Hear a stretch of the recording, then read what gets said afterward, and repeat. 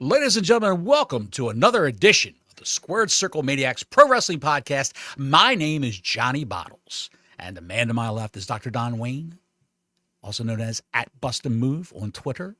He is the neckbeard psychologist, and he's schooling the neckbeards little by little. Wild. You pay attention. Wild 24 hours on Twitter. Wild 24 hours on the interwebs of the IWC. We're going to tell you all about it. But first, please, if you like what we do here, which is going to be a live stream, we're going to be in it together for a good 3 hours. We're going to be here tonight for a while, pal. We're going to be here for a while, folks. So buckle up, grab a cold beverage, and we're going to get rocking. If you like what we do, please give us a like, a thumbs up down below. Hit the subscribe button. And please give us a ring-a-ling on the ding-a-ling, a bing-bong on the ding-dong. Set your notifications for us. And that way you know when we're going to do something like this where we start early, start late. Just do a spur-of-the-moment stream, Don. Don, what do you want to talk about first? Well, here's what we're going to talk about first. Since we are doing the live stream tonight, it's open mic night. You know what I'm saying? It's open mic night. What's that mean? Here come the comments. If you want to contribute, that's great. Super Chat's open, but we're going to go open mic night tonight. I enjoy doing this. I enjoy having the Twitter or the chat interactions with everybody. Yes. This is what we're going to do tonight. So if you got something you want to say, let us know. I do want to talk about the NXT numbers coming out at 650,000.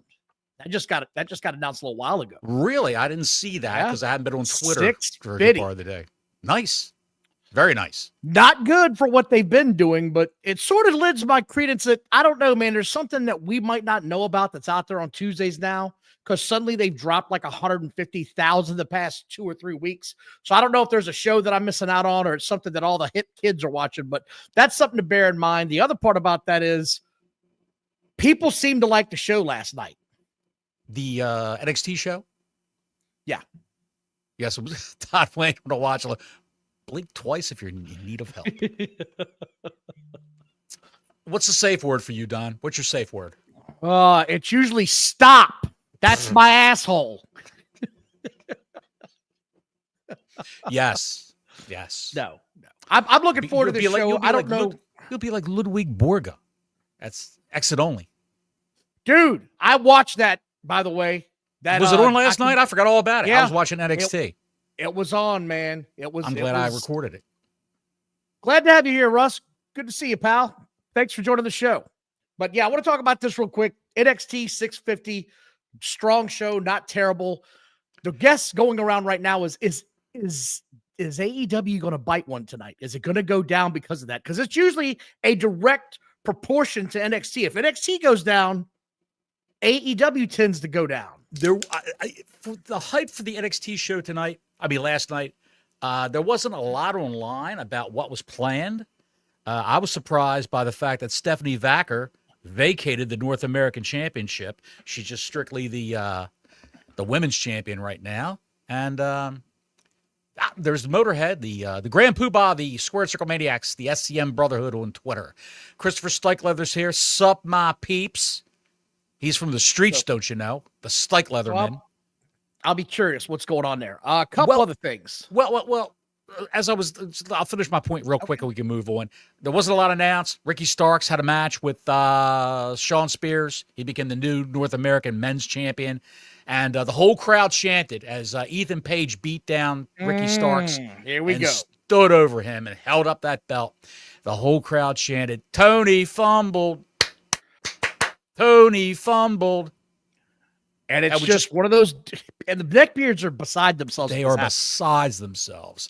And it was a great show in terms of what they usually do, but there was no star power. There were no other people from the main roster on the show of any note whatsoever, except Pretty Deadly was there for a cameo. That was it. Pretty Deadly's destroyed now. When you see them come on your screen, they're awful. They're just time to pee. And then you go off. But again, that type of gimmick, man, almost never gets over. The only guy there's been a rare few examples to get over, right? Mm-hmm. What was his name? Johnny B. Bad or Johnny B. Good, whatever the name was. Johnny B. Bad. Yeah. Johnny B. Bad. He got over with that type gimmick. The model Rick Martel, he got over with that gimmick, but they could talk. Believe it or not, Johnny B. Bad was a great character. He did a good job doing that. That was the best thing, but he ended up moving to WWF. Vince thought he was getting that guy, and he wasn't, so it all went to shit. So he had Teddy Long. That type of gimmick. Johnny B. Bad had Teddy Long as a manager, and Teddy Long was singing his praises to Tony Schiavone, and Johnny B. Bad looked down at Teddy and said, "Oh, Teddy, I'm so pretty. I should have been born a little girl." And all the men in the front row were like going, what? What? Of course, this was in the mid-'80s, folks. So yes. I did want to talk to you about Friday Night Smackdown real quick, because I called you after I watched it Saturday and said, that was a good show. I was highly entertained. I thought it was the best one they've done in months, and it closed out like a main event type show. Why do you think it was the best one they've done in months? What was the factor involved, the key factor? It felt like everything was amped up, and it's all starting to matter, and everybody stepped their game up. And there were also some interactions on this show that we hadn't seen yet. Randy Orton cutting off Cody Rhodes to start the show got everybody's attention right out of the gate, because it was like, oh, we've been talking about this. Are we going to see this eventually for the championship? You know what I mean? Like, it got your attention. And yes, we're going to talk about Rusev Day in a minute, but we're talking about this first. It got my attention. I thought it was really good. There was some other factors in this. The way it closed, the show closing was amazing. LA Knight getting the shit kicked out of him by the lunatic was another part of it. CM Punk getting told he's going to main event night one. It's just all these factors went into it that I really thought tied this show to being the first good SmackDown they've done in a really long time. Three things I want to talk to you about. Okay. We'll go right to Punk. Did Punk know ahead of time that he was going to main event? Because he had a tear in my eye. He had a tear coming down, as Ric Flair would say. And he was Heyman was basically almost in tears for Punk, because you could see the love between, I don't know if they're great actors or not, but you could see the love between Heyman and Punk, because they are good friends. I don't know if that was scripted. If it wasn't, bravo to those guys, because they pulled off a hell of a segment. And the other part that got my attention, Seth Rollins losing his shit. This guy doesn't deserve to main event any WrestleManias. And then Seth telling him, you should be thanking your tribal chief, CM Punk. And Punk bowed to him and did it. Did you see the clip off the air when they went to a commercial after this segment, or when the show was over? Seth Rollins was still in the ring, just pacing back and forth and glowering at Roman Reigns. He was still he was selling the pissery that he was feeling. When Heyman and Reigns are on the show, the content quality goes up 5 notches. It does. As I'm concerned. There's no other way to put it. Yes. It makes it, because they're stars. That's sort of the issue, is that there's a lot of mid-card talent on this show. Way too much mid-card talent. And then there's guys that are on the cusp of being put in the main event, and they're not. Case in point. I mean, LA Knight getting upended by Jacob Fatu. We've been wanting to see this. Give this big bastard a belt, a mid-card belt, let him go with it. And I think we're going to get it. Who did Braun Strowman piss off? Just to get waylaid by this man. He was getting beaten up from pillar to post by Jacob Fatu. He's putting him over. They're putting this guy over as a killer. But what did poor Braun Strowman do? I don't know, and I don't care, because dude, hey, look, you're getting paid. Go out there and get the hell beat out of you. You had your moment in the sun. Now you're just another one of those guys that, they're going to be a guy that puts over other talent. You'll get a win every now and then. You know what I mean? Right. And that's sort of where he is now. Right. The other part of this show I want to talk about real quick, Naomi coming down and kicking the shit out of B-Fab. Yeah. Naomi, as a shit heel, is getting over on me, man. She is working with me right now. I'm really digging this. The promo where she was crying, fantastic. Never thought I'd see it. You're all going to be my eyes and ears tonight. I moved into our new house, and we won't have cable until Friday. All right, Fluff. We'll keep you filled in, brother. Congratulations again. And you won't be missing much, pal, if it's any indication. AEW Dynamite, when they have a pay-per-view during the weekend, the go-home show for the pay-per-view usually is flatter than a pancake. It's just dead. There's no heat to it whatsoever. So you won't be missing much. But we'll go over the whole thing with everybody. You'll see our reactions. We usually shit on it the day after. We're going to shit on it live. I thought this show on SmackDown was great. Naomi, again, she's been amazing. The Kevin Owens Drew McIntyre match, I wondered if Kevin Owens was coming down, and he did, and he got involved, and Drew got the win because of it. I enjoyed this show from front to back. Damian Priest choke slamming Drew McIntyre on a car was not on my bingo card. And then he really got glass in his eye. This is why you don't play with real glass, boys and girls, because shit like this can happen. There was a clarification on that. It wasn't glass. It was some other projectile got into his eye. It wasn't glass. If it was glass or anything at all, because it is the WWE and they could be working everybody, because right now we have Pirate McIntyre. He's walking around with an eye patch. You see a picture of him on his front lawn holding his cat. With an eye patch. I saw the one with him holding the dog, man. I about died laughing. Oh, my God. It's funny. It's just some The other part about SmackDown that got my attention was it only did 1.35 million. Now, if you don't know why, it's because right now we've got a lot of basketball going on. The final, the Sweet 16 happened, the Elite Eight, that all went down this past week, and it started Thursday and ran all the way to Sunday. So you were getting basketball games left and right. Dodd, we've got a couple returns. Well, 2 returns and 1 new guy coming into the WWE. Ray Phoenix is on his way. They showed his face. He's on his way. We got you, Juan. He's coming in. And hopefully he gets a great presentation like his brother Penta did. They even mentioned the name Lucha Brothers on the air. So I would assume, yes, they did. Yes, they did. Joe Test said it. He said he was in the Lucha Brothers with his brother Penta on Raw.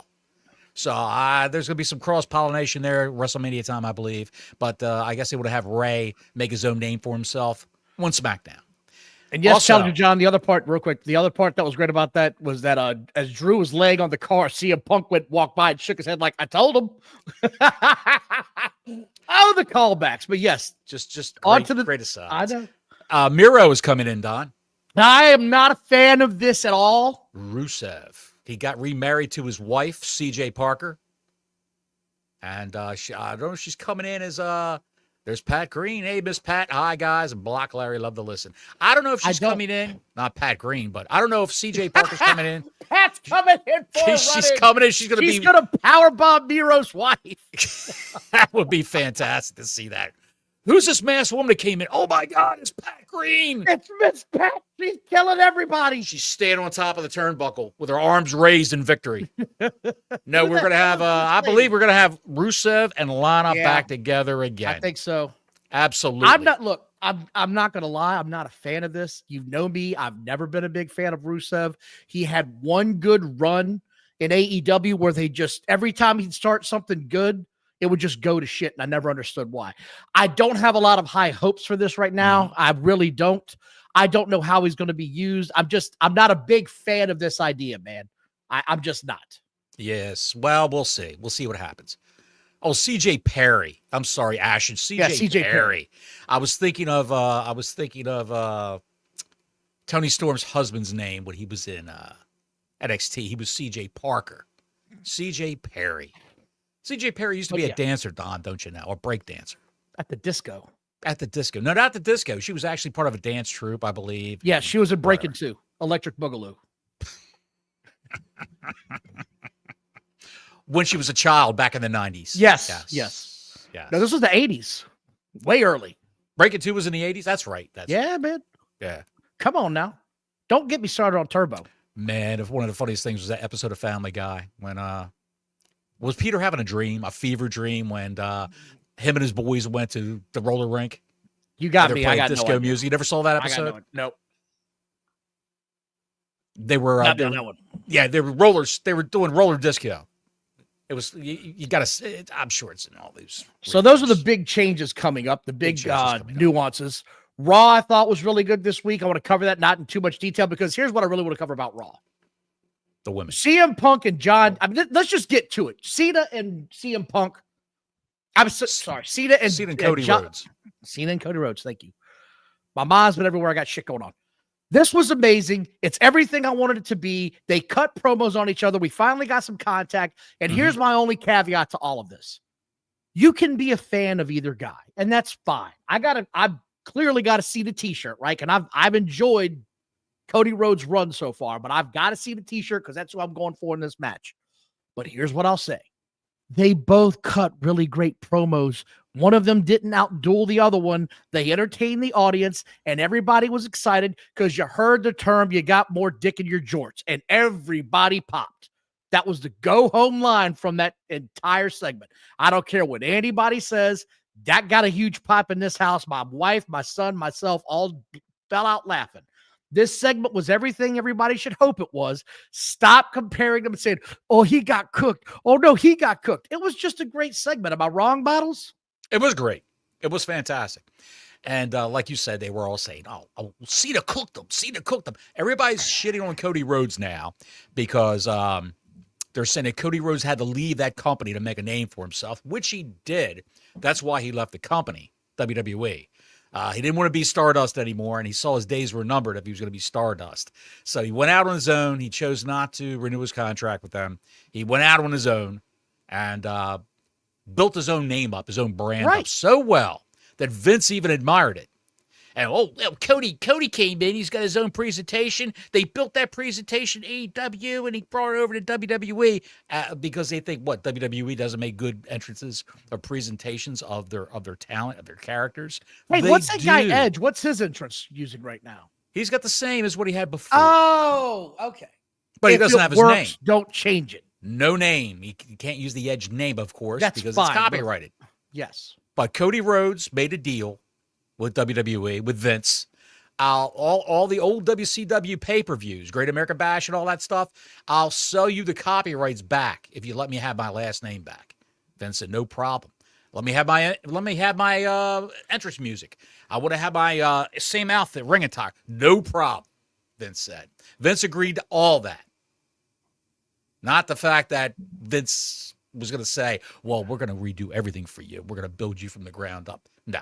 If it, like you said, if it's not broke, yeah, I mean, don't fix it. We had you with a stupid gimmick. You're coming back to something entirely new. Let us get the hell out of your way and just see how this goes, because clearly it's working in the other company. Clearly, right. So people saying, did you see the thing about Gunther? I just saw RM said something about. No, I'm going to get to that next. I want to get to that next. Like, yeah. Like I'm just trying to the Gunther Jimmy Uso match. Mm-hmm.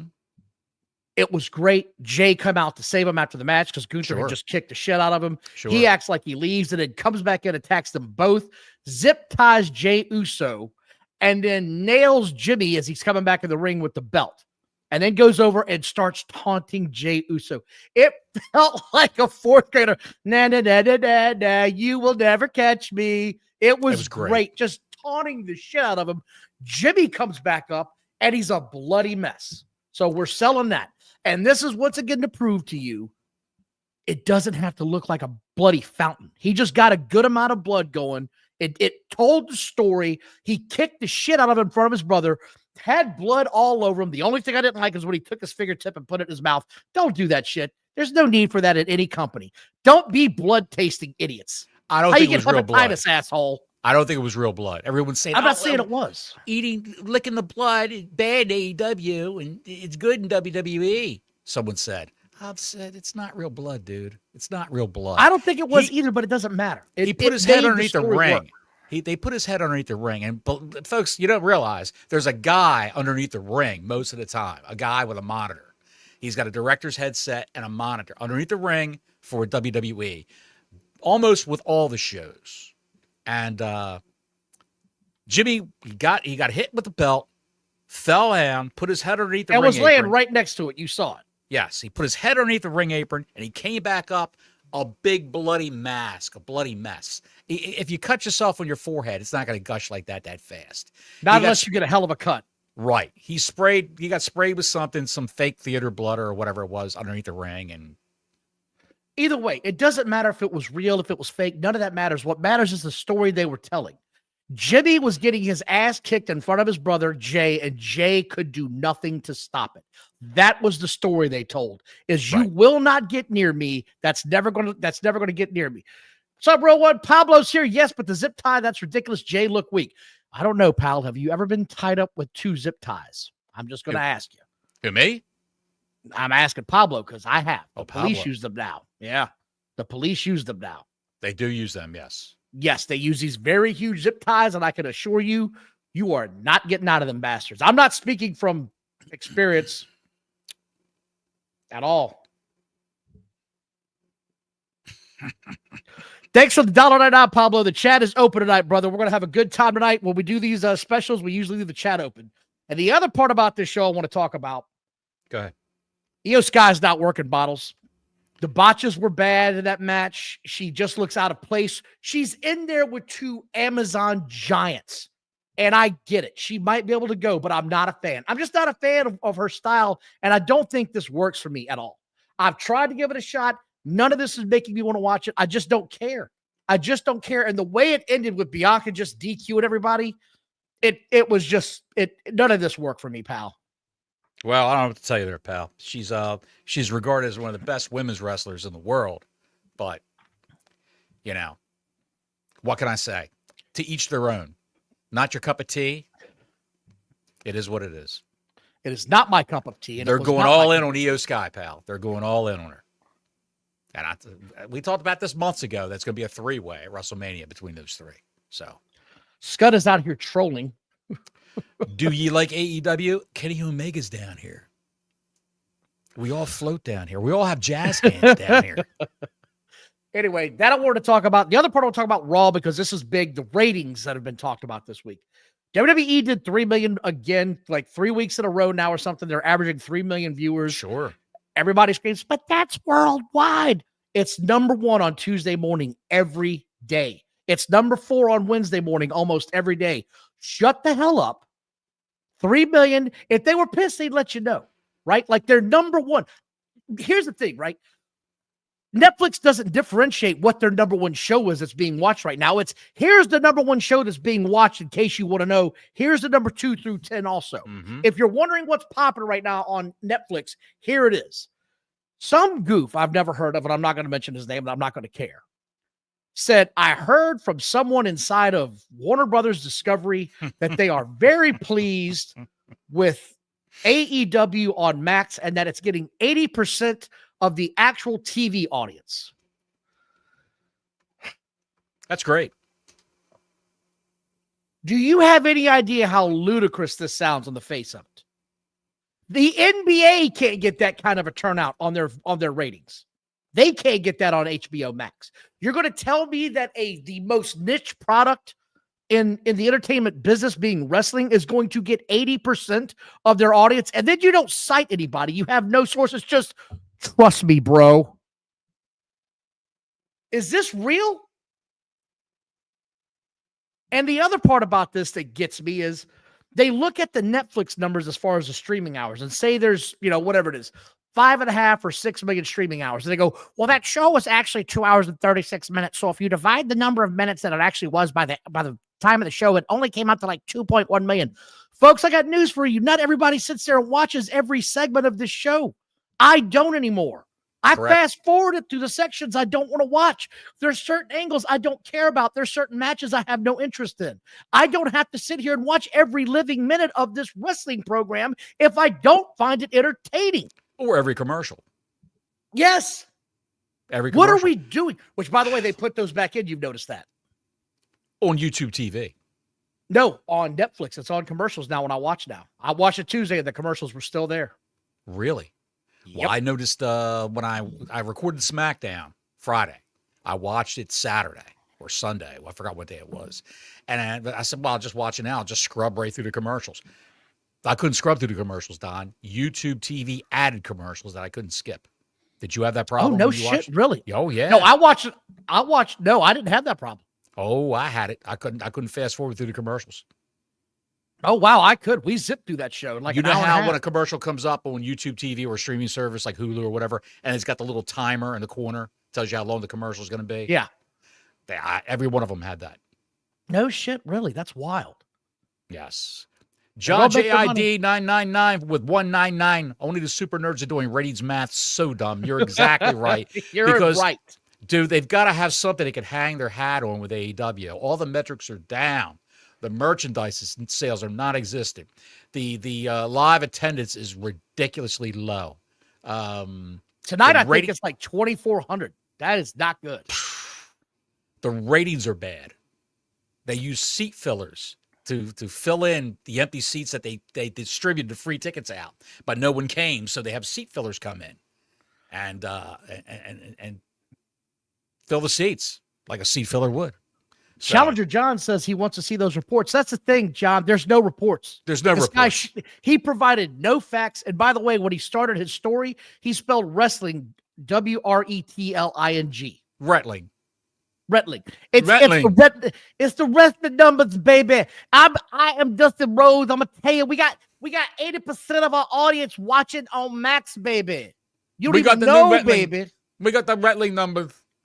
BJ Bethel is his name, or Bethel. He's I don't even care. He's the head of SE Scoops. I was told I'd done about it earlier today. SE Scoops as a junk dirt sheet website's been around for, I think, almost 20 years. And it started with just a couple of guys with a Wrestling Observer subscription that they rewrote Meltzer's blurbs and articles and broke them down into little news nuggets and put them up on their website. That's all it is. That's all that place is. A lot of it's all made up. They take a little nugget of info, write a whole story around it. And just run with it. Like this guy did with all the numbers on AEW and streaming. If those numbers were correct, Dave Meltzer would paint them on his ass and moon everybody.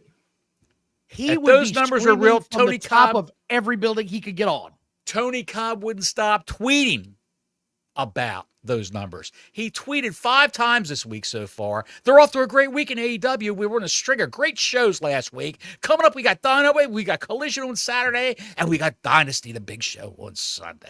And here's what gets me. Everybody thinks that the people that, enjoy our show or that we don't enjoy, trying to watch a good wrestling show. John's been to 3 shows. Challenger John is trying to actively like these shows, but he's going to them. He's like, there's nobody here and this product sucks, but the tickets were cheap, so I'm going to go see what I got here.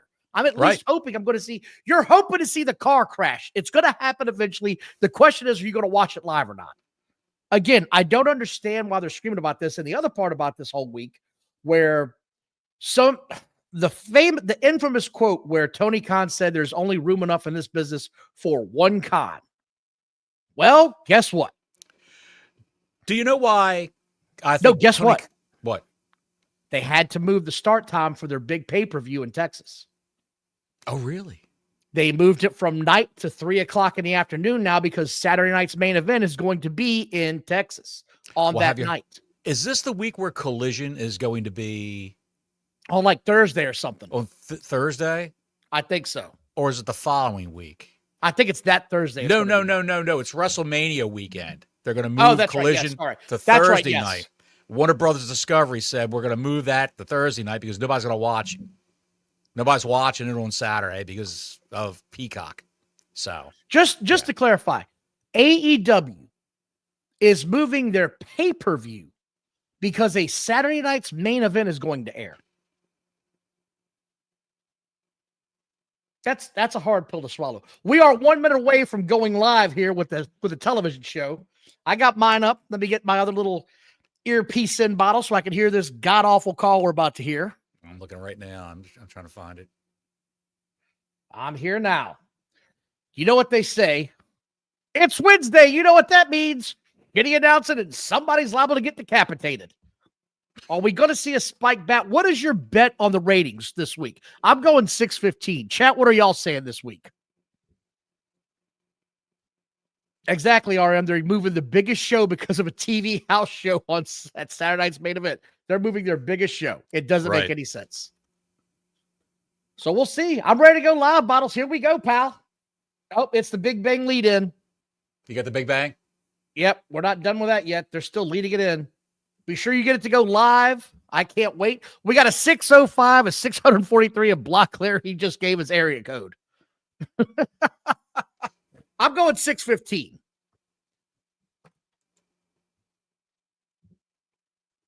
Here we go. BJ. Oh, my God. What is it? Come on, pal.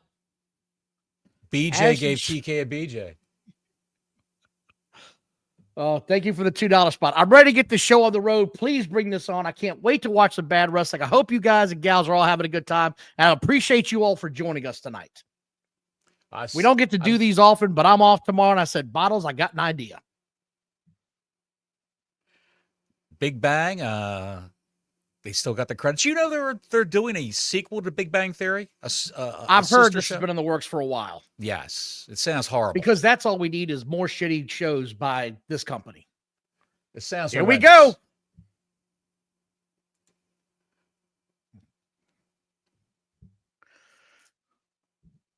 I mean, it's the same start every week, and this guy's voice gets on my nerves every damn week with him screaming this shit.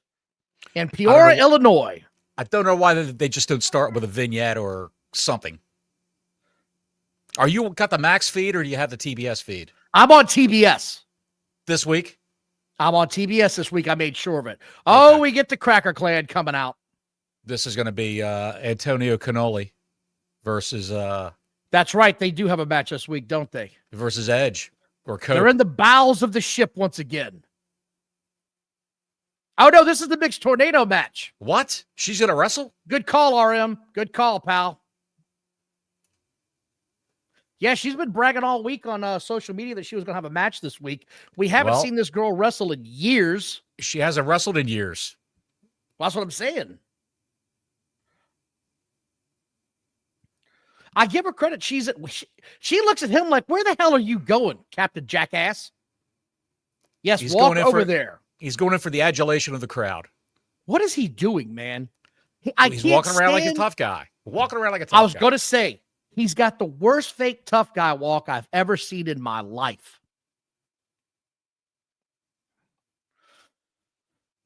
You can call them the Death Riders. I call them the Cracker Clan.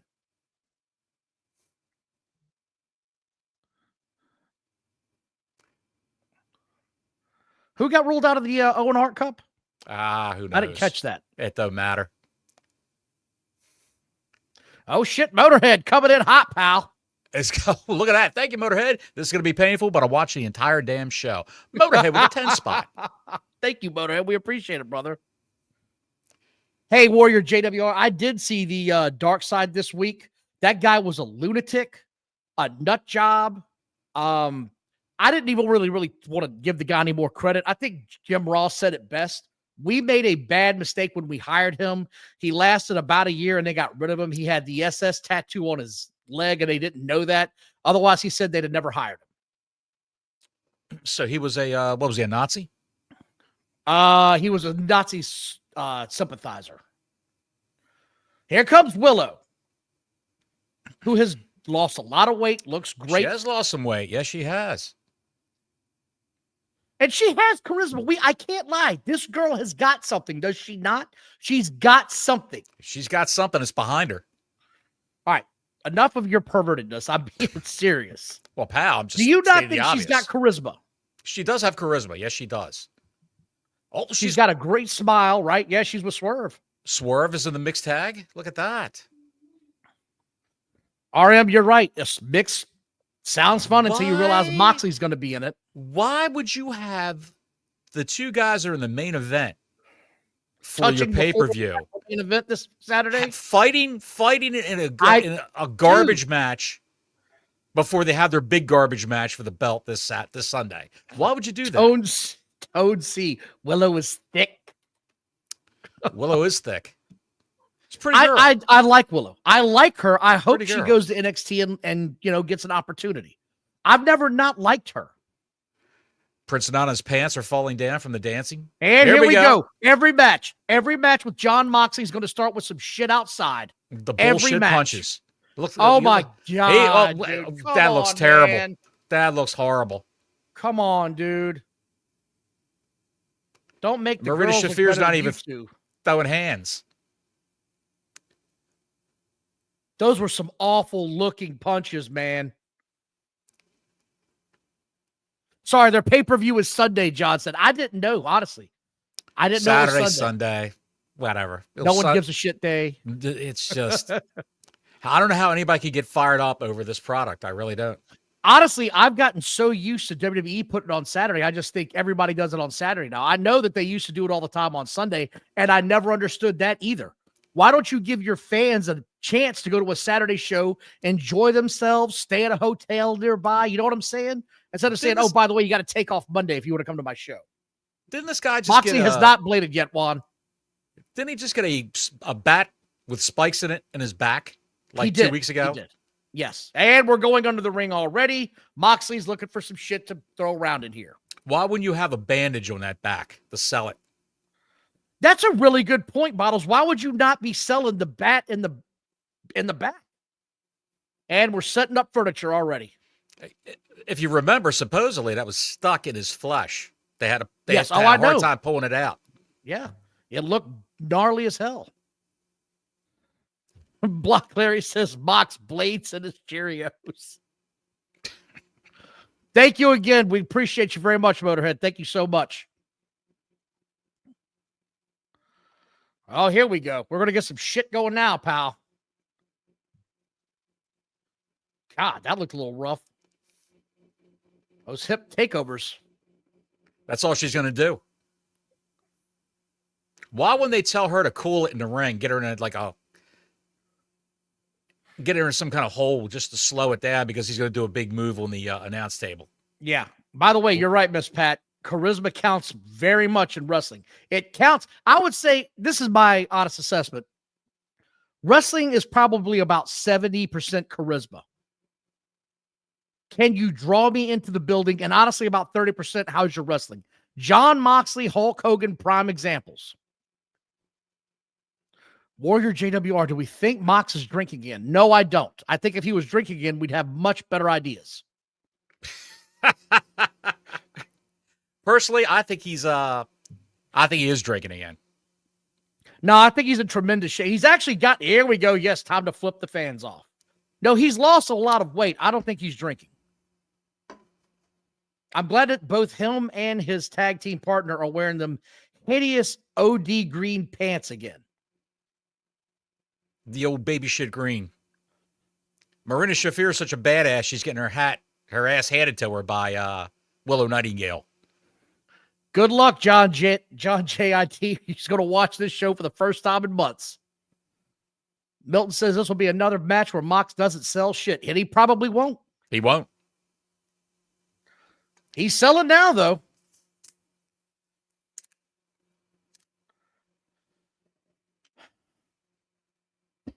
Oh, here we go. There we go. Yes. Take the shots from the chick. Oh, what are we doing here?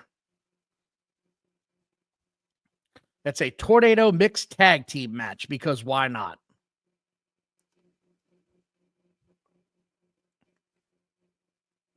What is Willow doing? What the shit was that? I don't know. She just got popped in the cheek. There we go. Moxley's recovered enough to give him a stunner. Come on, man.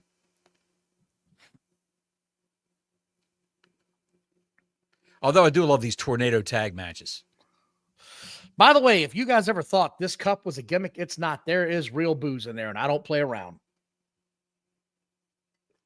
Here's to ya. Because if you're going to watch this shit, you better have a cold beverage on hand.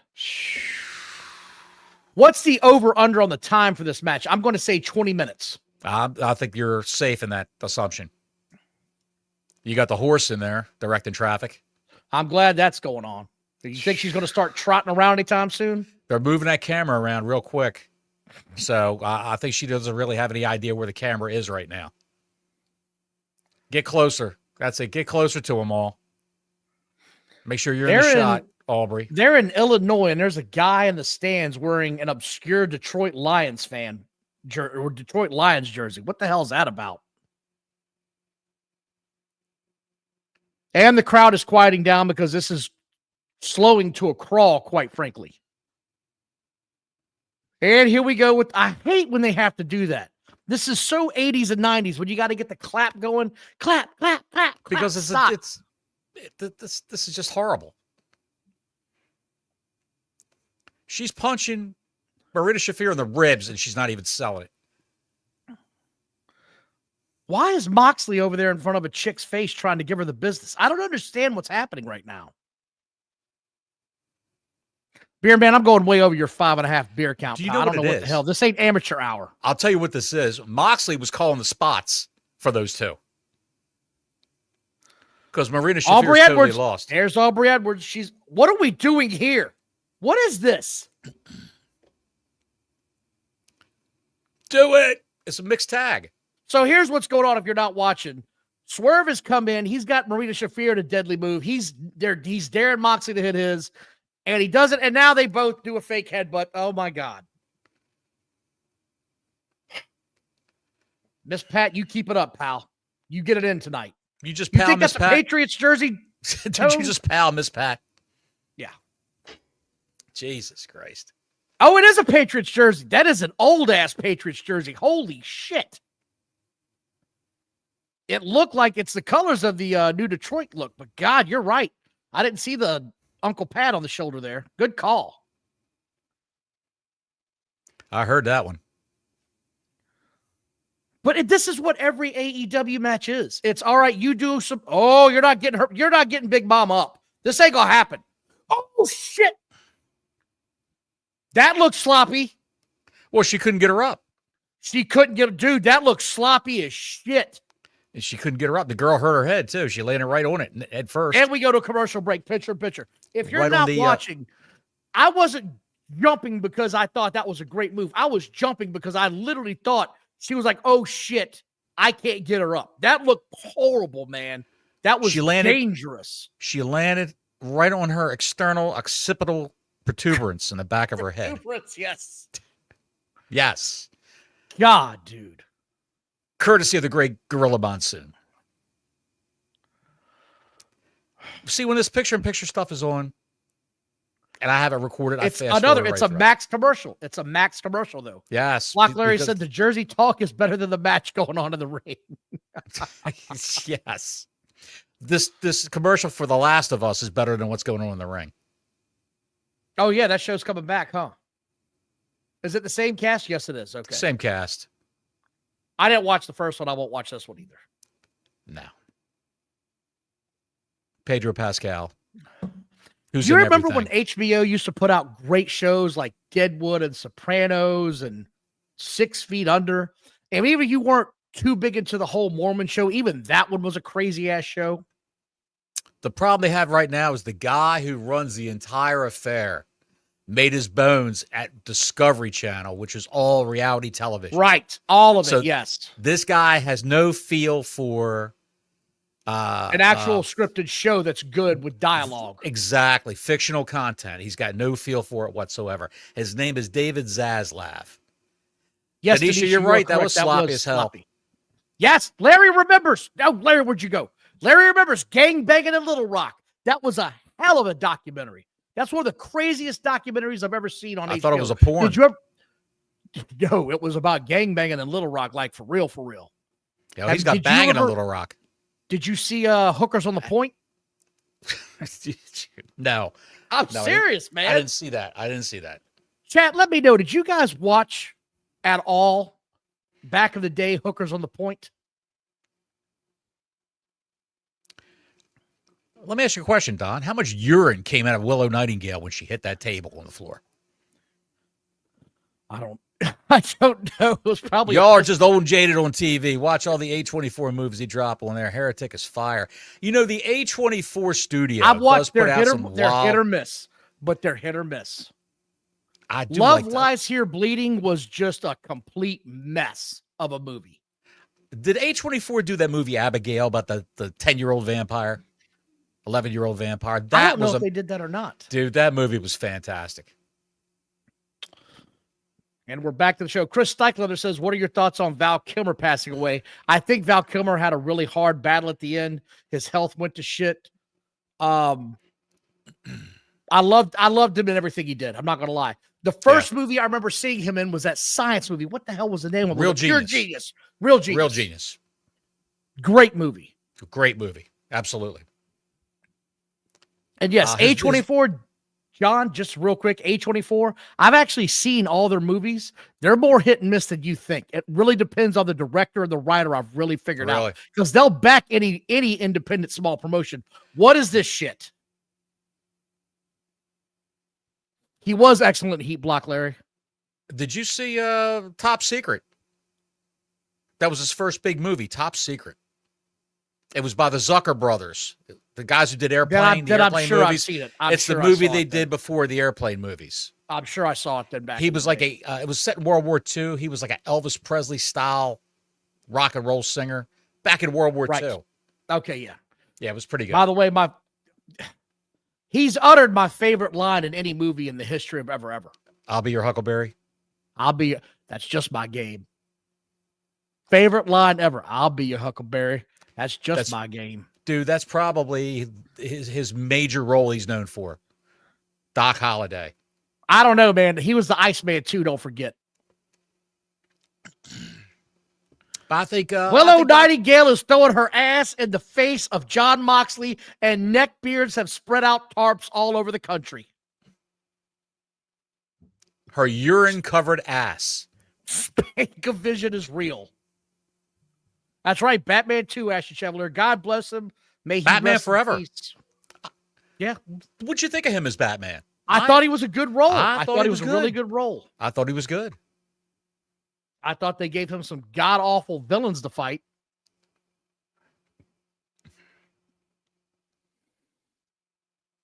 I thought it was amazing that the guy who played Alfred, Michael Goff, I think his name is, he was the same Alfred for all the Batmen. Yeah. Here we go. Now it's time for John Moxley and Swerve to trade forearms, because this is what they do every week, and it never stops. It's the same shit. Oh, we're going to have some botches here, I see. I hope this isn't a portent of what's coming on Sunday. Well, Willow's selling her holding on to her leg when she wasn't holding on to her leg. How bad is Marina Shafir? Golly Moses. She's married to one of the best wrestlers on the planet, Roderick Strong, who's a great wrestler.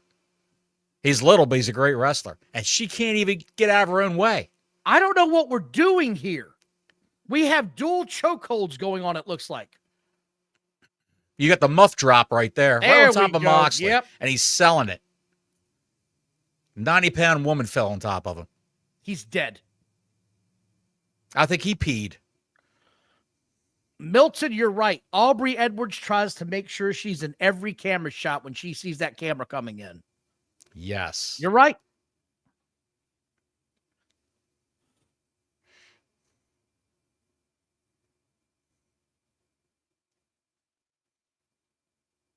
Yeah, I know he didn't enjoy playing the part because of the suit as far as Val Kilmer and Batman, but hey, pal, if you want to make all the big bucks, you got to sacrifice sometimes.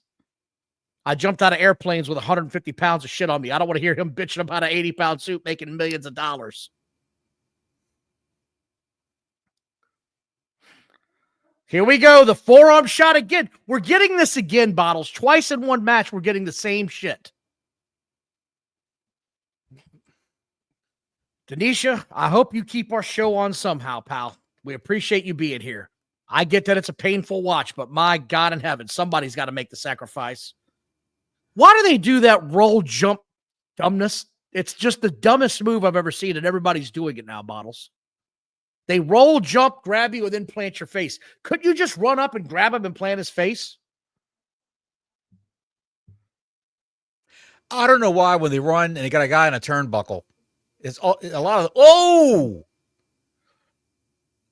She caught one right in the face. Yes, now he's shocked.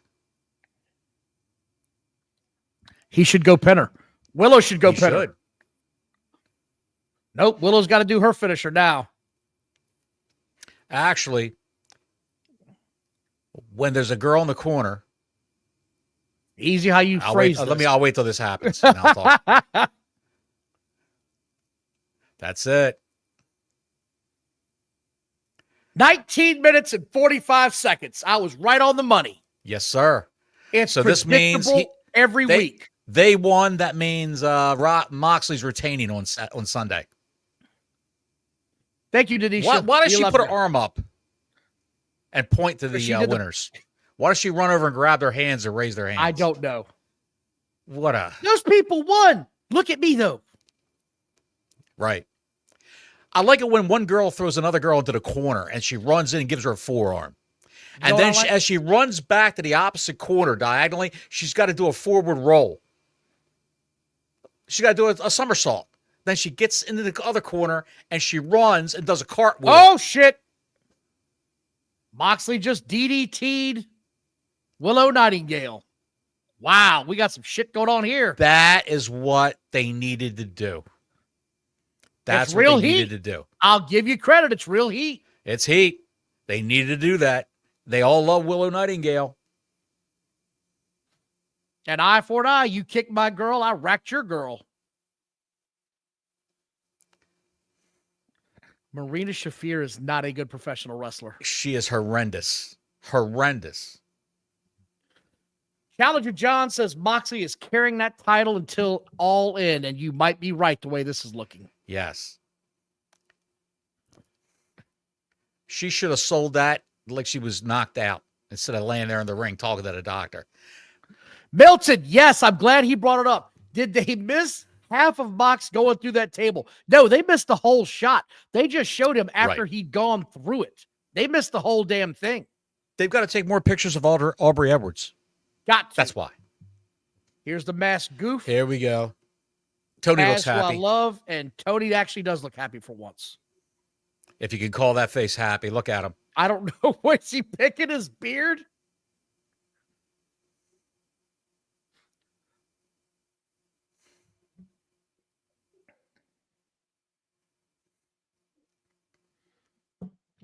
Oh, Bald FTR is getting pissed. Yeah, so there goes Gun FTR. Gun FTR is down. That we're having problems within the family. Oh, now we're going to get physical. This is a smoke screen, Let's pal. get physical. This is a smoke screen. Oh, here we go. Renee Baguette backstage with the FTR people. What is she wearing? I don't know what the hell that is. Why does she have velvet red stockings? Women don't wear stockings anymore.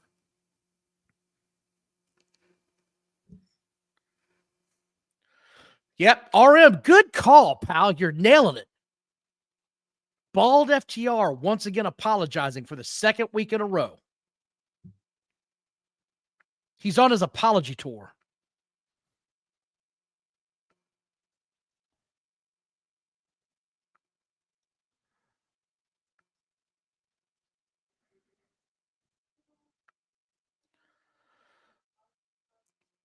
They're cash till Friday.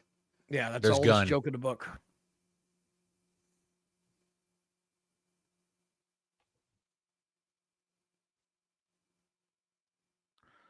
Yes, Miss Pat, I was airborne.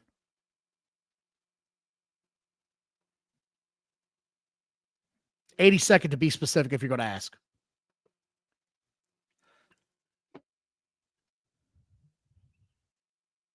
I'm interested in what they're going to say. That's why I'm not talking right now. But the apology tour is... Oh, please, don't need to thank me. I appreciate you all for watching. That's thanks enough.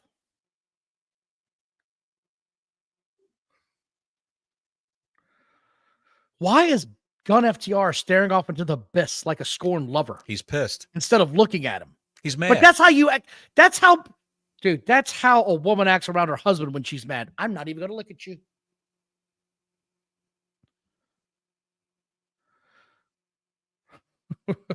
Dude, this is such a bitch ass segment. Come on, man. Gay, gay, gay, gay. Come on, man. He literally was just acting Here we like a go. hurt little bitch. This is a match you need right here. If you have to take a shit, your moment's coming. Tony Storm, Penelope Ford. Dude, he's literally staring into the abyss like, I can't believe you didn't do the dishes last night. And you're talking right now. I'm not going to pay you any attention. This There's is how Darth I'm going Vader. to be the rest of the day. Look at these guys. I know these. Gene Okerlund's here. And the actor formerly known as Stifler. You need the hose. You need it. That guy. 80 What seconds. happened to that guy, man? What happened to that guy? He Sean got William cast out Scott. of Hollywood. Yeah, he got cast out of Hollywood because he had a drug problem. Oh, is that what it was? Yeah, if you had drugs, he had a problem. He's on that new Tim Allen show. Is he really? Yes, he is. with Good for him. the lovely Kat Dennings. Good call, Tim Allen. John. I would switch over to the Celtics game until this match is over too. We'll try to keep you informed. So far, this is it's the same show every week on AEW. It is, and it pretty can't much. just be me. They trade forearms. They have a 20-minute match to open the show, or they have a 20-minute segment to open the show. It's the same formula. And this got stale under the WWE, right? Like, this is why we stopped watching the WWE, or at least I did. Where I just checked Bleacher to see what happened. And that's as far as because it became too formulaic. Yes. You've got to change it up once in a while. And this new producer, this new guy that's directing the show on Raw, the drone shots coming in, the camera work they're doing, it's all amazing. Yeah. Gray Goose is here. Welcome to the show. Glad you're here, pal. He says, I love Penelope Ford. He's not going to lie. It looked like Jim's not announcing tonight. He's in our chat. You know something? Oh, my earbud was falling. I had to. Jim, have you ever gone one-on-one with Penelope Ford? Like, take her backstage, just counsel her. What is wrong with you? Her moves in the ring. I'm just asking Jim. The Gray Goose 545. The favorite beverage of Jim Ross. Be all you can be. Penelope has some nice Fords. She's got some what? Nice Fords. Yeah, nice. Throw it. That's a nice Fords. Yes, she does. Yes, she does. Here we go. Bottles, have you watched any baseball so far? Because they're starting to pump this up. No, I used to watch the Orioles all the time. Now I can't get an Orioles game down here. Really? I guess you can. Florida. It's probably getting Miami Marlins everywhere, though. Yeah. And Tampa Bay. Yes. That's all it's down here. Here we go. We're going to get a recap of this nonsense. And here's the kick heard round the internet where he being Swerve, kicks the shit out of Marina Shafir. Now, this is different. They're doing moments ago. Now we're actually seeing the recap. We're seeing him go through the table now for the very first time. This is different from what they usually do moments ago.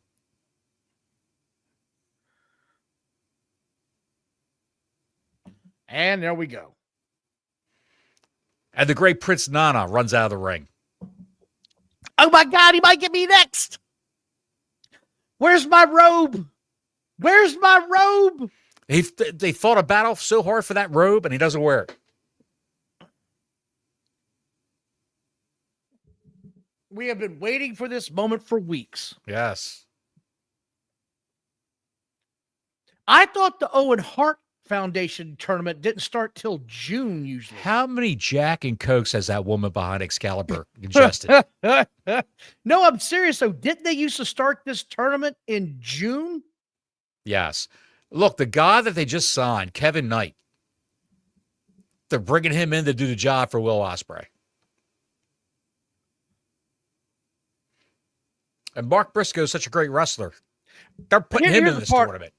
Here's the part I don't get, right? They're having this tournament for a belt that they never wear. Why? Why? I don't understand this, man. Oh, shit. Oh, this was the new guy that you were talking about earlier, right? Yes, now watch him. With me on the phone. Watch him jumping. Every move he does, he's got to, like, jump up. Kevin Knight, that's his name? Kevin Knight. Let me guess, he didn't win.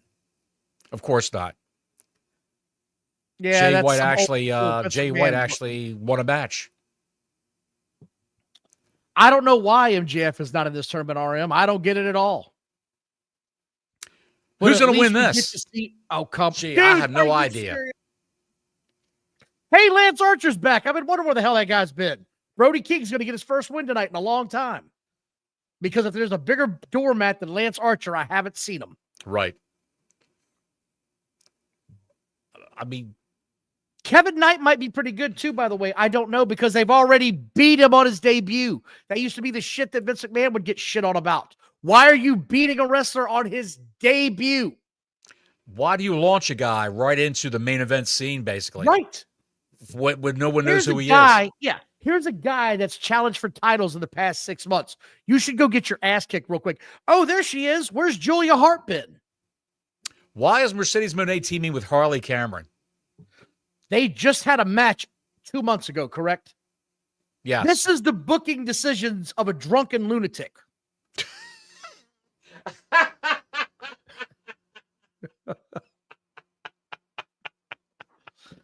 I would like to see Mercedes Moné and Australian Tits McGee get a tag team together. We just fought each other. I said what I said. There's my man Luther. What a job he's got. I mean, if you can get it, it's a hell of a gig, right? He's probably making $200,000 a year just to come out there and look like a jackass. Show up 3 times a month. She jumps, she falls out of the ring, off the apron, you catch her.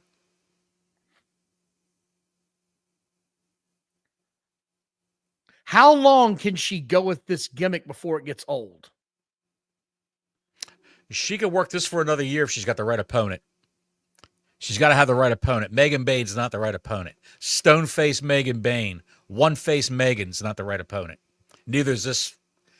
Neither are these two Fords coming out right now.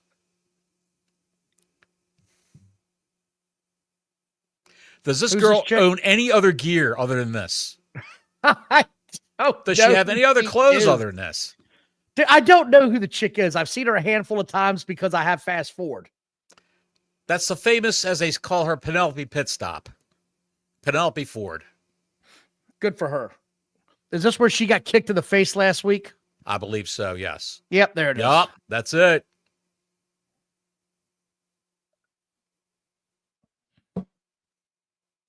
Oh, where'd they go? Oh, shit. That was a shitty drop on the belt. Didn't even touch her face. Denisha's got a good point here. Don, people who complain about the crown jewel belt, what is the point of the Owen Hart Cup? They just, that's what I was just saying. Right. I think the crown jewel belt's just as stupid. It's a stupid ass thing. Greg F., welcome to the show. Glad to have you here, Greg brother. F. is here? Greg F. is here. Penelope Pitstop from Wacky Races. Yes. Oh! Greg, I hope you got some snacks, pal, because you're going to need them to choke down on this shit. I don't know what I'm watching. I don't know what I'm watching. There's Penelope Pitstop, pal. We miss Wardlow. Look at that sign. They're going to confiscate that. Where the hell is Wardlow? Wardlow is in Guantanamo Bay, pal. My son just asked, is that Timu Liv Morgan? Yes, it is. Yes, it is. Absolutely. Night, Miss Pat. Get yourself some sleep. That's the untalented Liv Morgan. Oh, here we go. Pat's got to take the little man out for last call. Ooh, she put her ass into that. What? She deliberately stepped through the ropes. That's awful. Oh, my gosh. Tony Storm, what a ring general. She just stepped through the rope. Penelope Ford looks like she looks like Pam Anderson with LSD.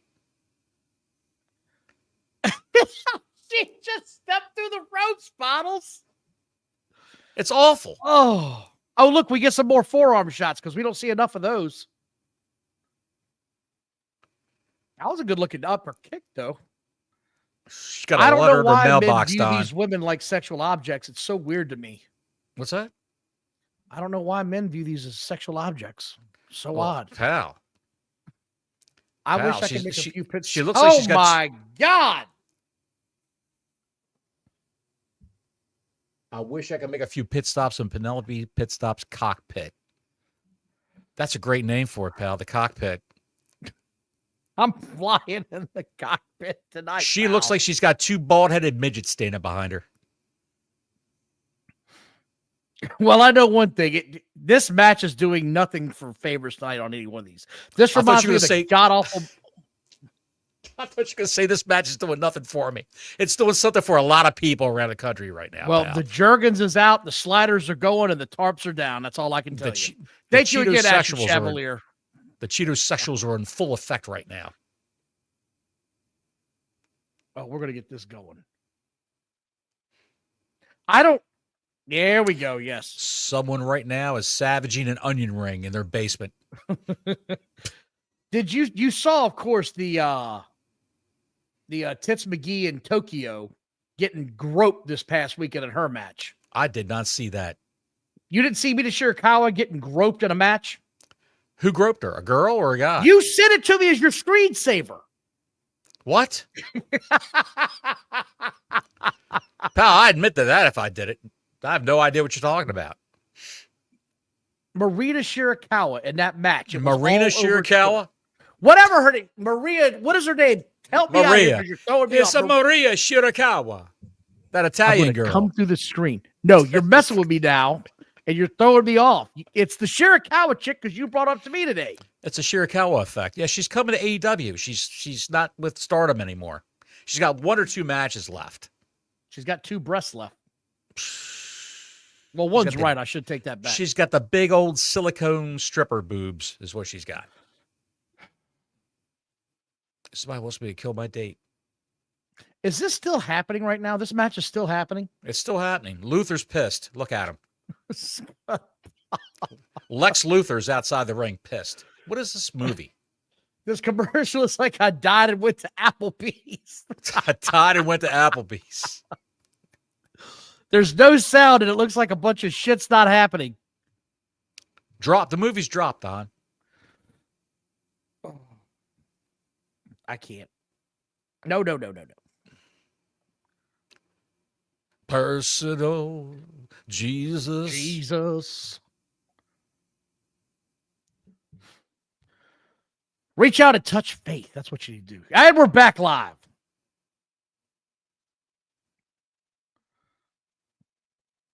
Oh, we're going to get some cartwheels. Tiffy time. There you go. You know what? Ashton Chevalier had a great idea. One of these chicks should do a split. Are she biting her? What is happening here? You're ahead of me. Now she's biting her. The hell was that? She's got a hold of her. Tony Storm's and got her more lip. Forearms. She's got a hold of her lip. Forearm. Why not? Let's get as many forearms in these first 2 matches as we possibly can. They called it a body press. They didn't even call it a loose Dez press. Come on, man. This is why I can't stand these announcers, Bottles. I just can't stand them. Well, Taz did say it was a version of a Thez press. Yeah, he said it after they announced it. Here comes ass to the face. You know that's coming. There we go. I'm right at the back suplex right now. She's going into the turnbuckle.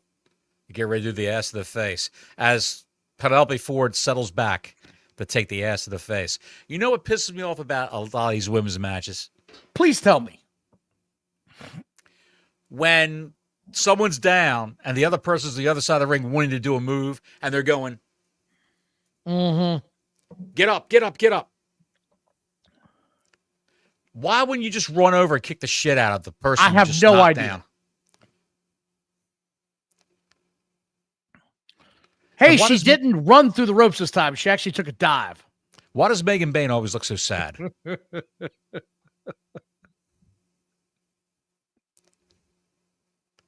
Let's catch up this hot dog, Bottles. Tell us. I wish I had a guy hot dogs. apparently. Warrior JWR says there's a guy in the front row just texting away. I got to see it. I see him now. Yes, he is. I see him. Where is he?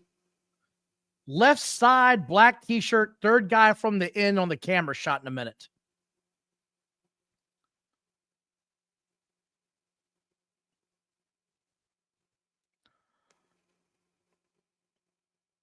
Yeah, that's BJ Bethel. He's sending the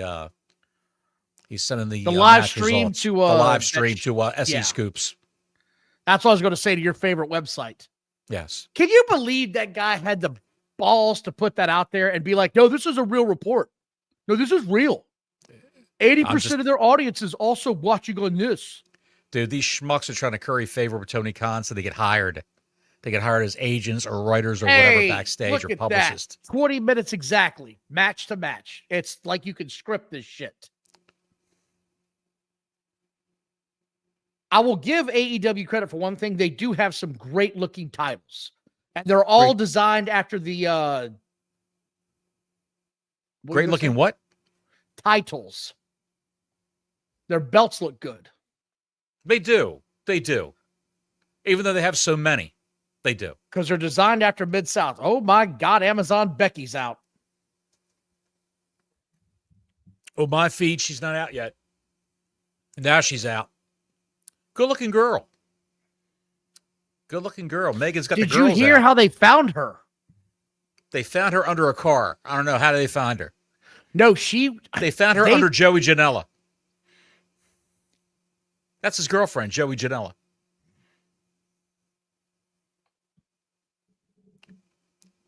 That's probably why she looks... We lost Don. That's probably why she looks upset all the time. Did you have to vomit because I said Joey Janela? I did puke a little. I don't want it to be on camera. She's actually having coitus with Joey Janela. Stop why she saying looks upset that all word the time. after Joey. Uh-oh. Renee Baguette.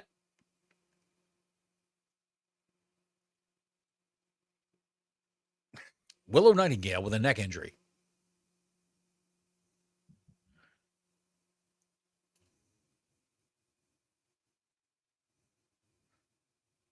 Oh, my God. He's in the ring with two of the most dangerous men. I can't right now. But Renee, one thing I don't understand is why you're wearing those leggings.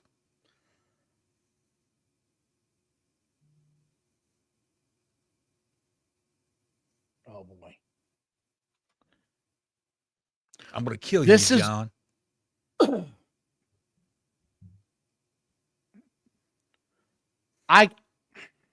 Why wouldn't someone grab that microphone and say, "I'll wait"?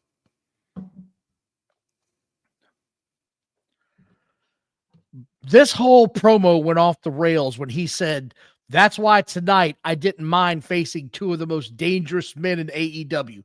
You weren't, you dipshit. What was a woman? This is what happens when you have men competing in women's sports. They get confused.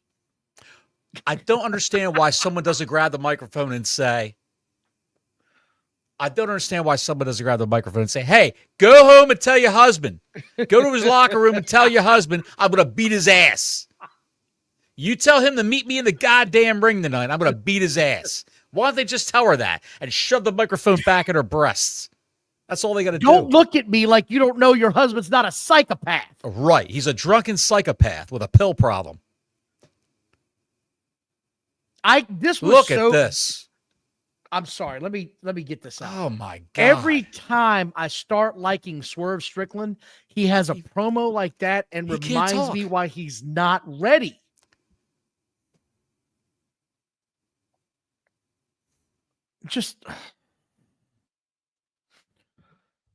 He always F's up something when they give him a microphone. Either they're holding it in front of him or they stick it in his hands. Chat, I see you. I see you. RM, Chat. Edge and Claudio's the main event.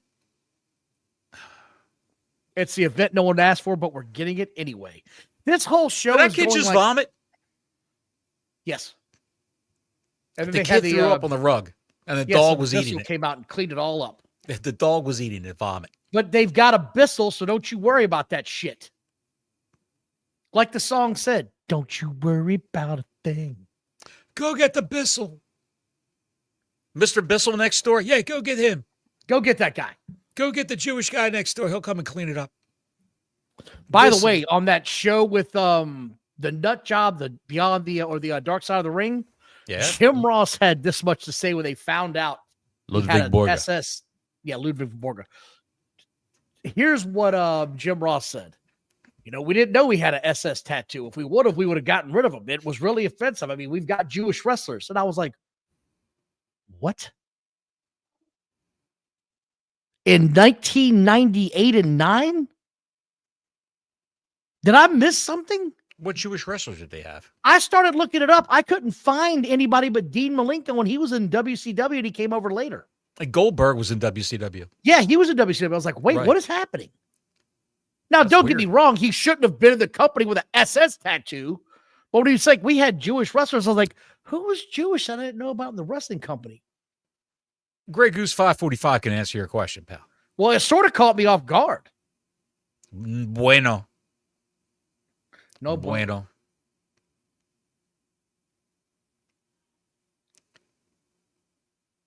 I cannot believe that Swerve Strickland promo in that hallway.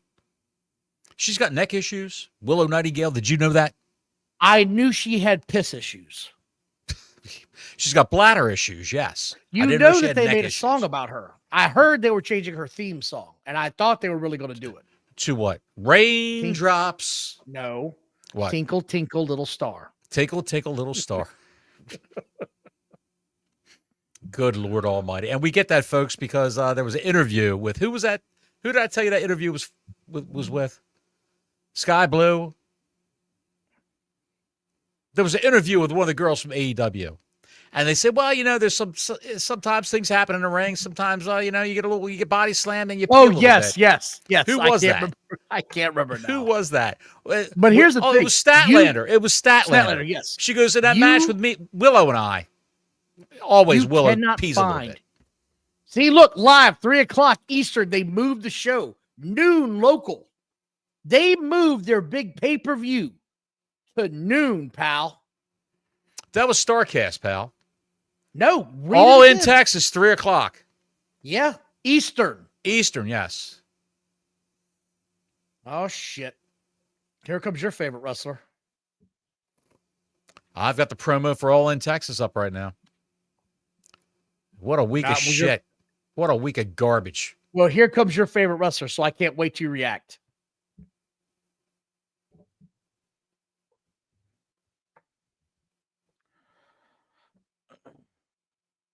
So are we going to get this straightened out now from last week with that nonsensical segment where they came out, which, by the way, did you notice they didn't come out of either side, heel or face? They came down the middle. Because that segment last week with MJF made absolutely zero sense. Zero sense. They came out of the left side, Don, just now. Okay. I didn't see that. Thought they came out the middle. Sorry, I was looking at you and looking at the chat. Where's Shelton? I ordered the same thing, and so is the chat. RM asked the same thing. Where's Shelton? By the way, Big Bill really is a big bastard, man. That's a big dude. Huge man. Because Bobby Lashley is a big guy, and he makes even Bobby look small. That's impressive, man. And Big Bill's not wearing lifts. I see you, Juan. Well, pal, you know what they say. He's 7 feet tall, and you can't teach that. You can't teach that, and your favorite wrestler's not here because of it. Buddy, let me tell you something. If I was Tony Khan, I'd throw all the money at Enzo Amore. Come on back. Come on back. And they're chanting Bobby, and you could smell the audience. It smells like Here taco he comes, grease. MJF coming out. We're going to have a little confrontation here. I'm about 5 seconds behind you. Petipus said Shelton is like, I don't want to get any of this on me. I'll be at the gym. That crowd smells like taco grease and ass cheese. And Jergens. And Jergens. No, that's the people watching at home. Oh, no, dude, trust me. This is happening real time. What an asshole fan that was. The guy's sign literally said, Steins to sign. Sign my sign. There, he threw the pen away. What an asshole. Now we got to hear how this goes. Because this could be entertaining and it could be anywhere. Some guy in the back has got Wranglers way too tight. Would you say some guy's got ringworm? Wranglers way too tight. Oh, this is just awful. I see what you're talking about. Now they're chanting MJF. This is too weird.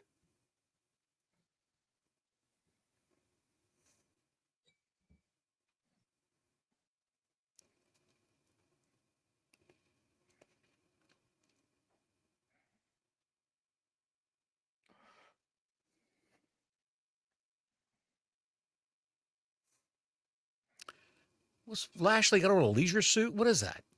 I don't know what's happening right now. What is this? A lot of pastel colors. We've got a lot of, I was going to say, there's a lot of pastel in that ring right now. Well, Easter's coming up soon, pal. So there you go. Well, you might be onto something, but that's the same suit MJF wore last week, isn't it? John says the spray tan's caked on. Do you know why he's got the dark spray tan? Because he's going to join the Hurt Syndicate. He's got to fit in, pal. Easy, easy. I'm just saying he's got to blacken up. Easy. Good God, man. What's wrong with that? Just get in the tanning booth. It takes an hour a day. They will let you go in for an hour. You get one at home, Bottles. Oh, yeah, you can do it at home. Generational talents have the money for tanning bed in your house.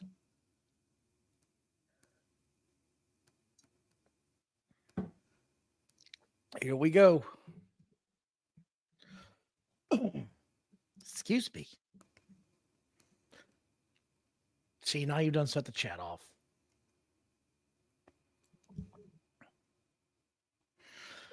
He's going to look like Roddy Piper that one time against Bad News Brown. Did you see this? What Juan said? He's a shade away from looking like Cedric Alexander. MJF is a beautiful shade of burnt sienna. I'd call it a bronze. Bronze? Bronze. I like when MJF's not yelling. This promo's good so far. Yes.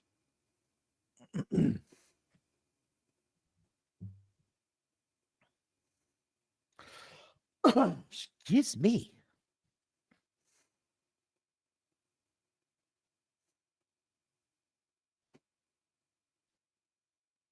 Why does he just go up against Moxley? I don't understand. Toad C says he's copper.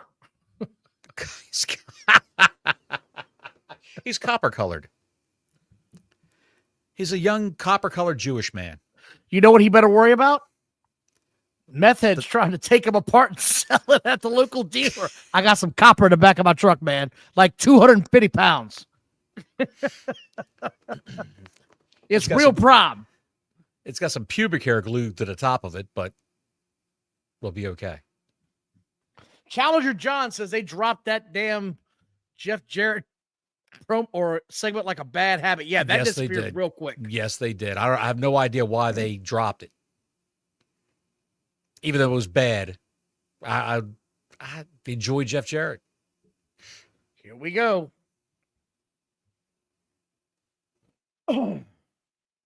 Uh-oh. Here we go.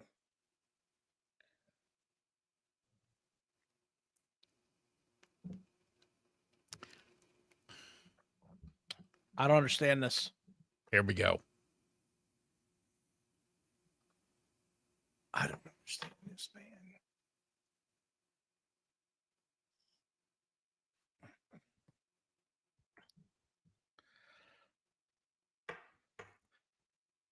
Why? That's why he doesn't like him. He doesn't trust him. Why did they even bring this up if they're just going to feud? It makes no sense. They're in a tag team, Bottles. Why is MJF smirking when Bobby Lashley said that? Why did he even instigate this whole thing? Because he sat next to him on a plane or in a car and took him for a ride? I don't understand how any of this is happening or why it's happening or where this story's going. You want MJF to prove himself to join your group, who's the former world champion of this company.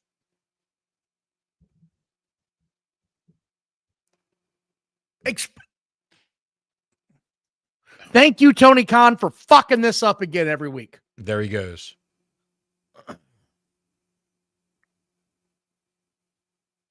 What was this? Oh, fucking now we get Chris Jericho.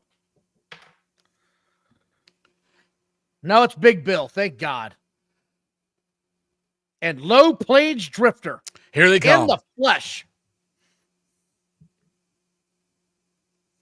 Big Bill says, I'll show you how to take steroids, Bobby.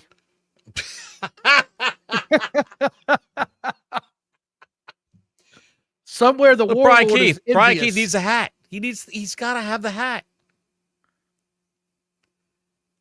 What are these two going to do against Benjamin and Lashley?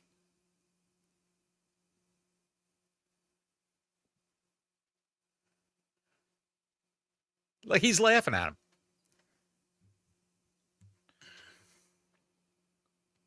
I don't give a shit what you say, dude. I like Big Bill. He's got charisma and he's got size. He's got a needle on his ass. Somebody get that before he gets in the ring.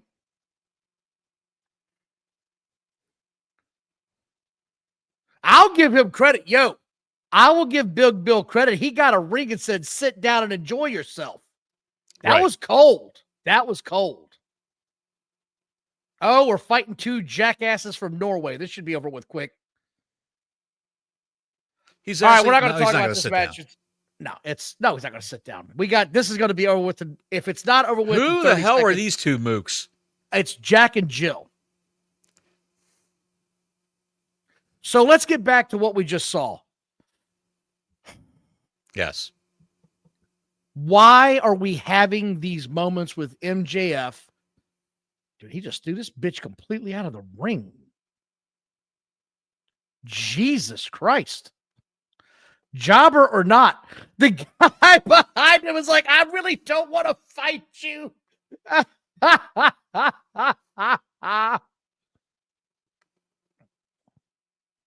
Yep, choke slam and be done with it. This guy's got a shoulder injury. No, that's What's his. Brian Keith doing? Big Bill is just going to be the one-man band here. No, we'll just knee the shit out of you, and now I'm going to just pin him.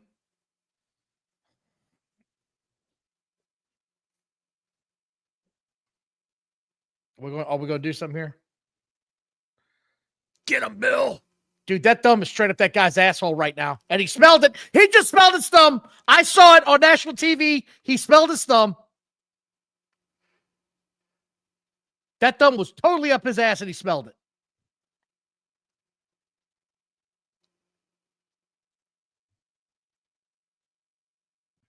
You saw it too now. You saw it too. That thumb went up his oil stick and he checked his fluid. Why are you looking so disgusted right now? The doctor said, I got good news for you. I got bad news. I got good news. Give me the bad news first, Doc. You got a bad shoulder. What's the good news? You don't have a prostate cancer. Are we going to let MVP rip him down again?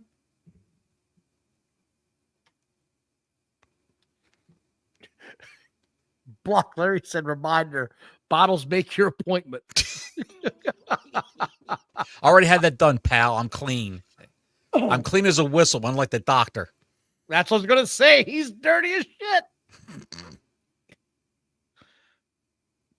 Oh, Bobby's going to say something. No, he's not. Okay, so this...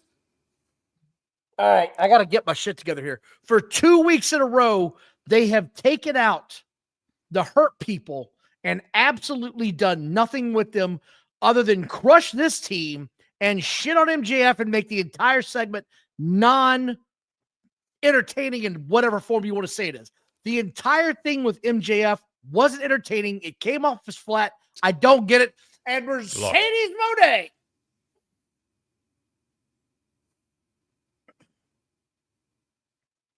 Why? Ugh. Oh, God. That's right, Renee.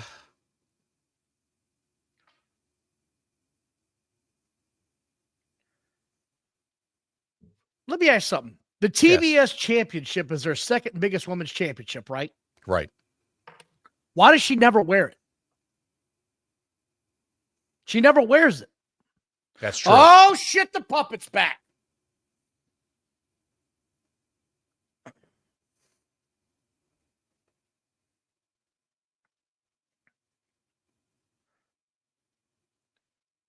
Renee.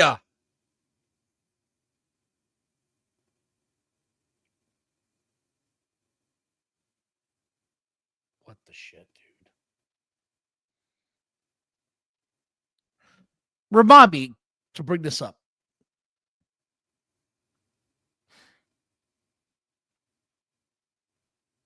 Okay, here we go.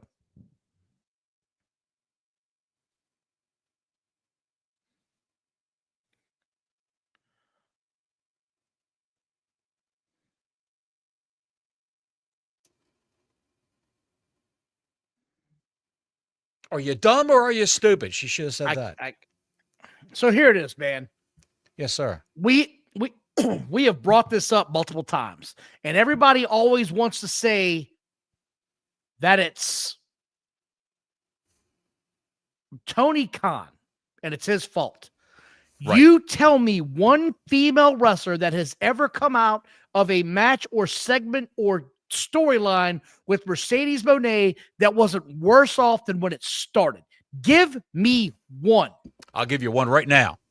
Go ahead. Stephanie Vacker.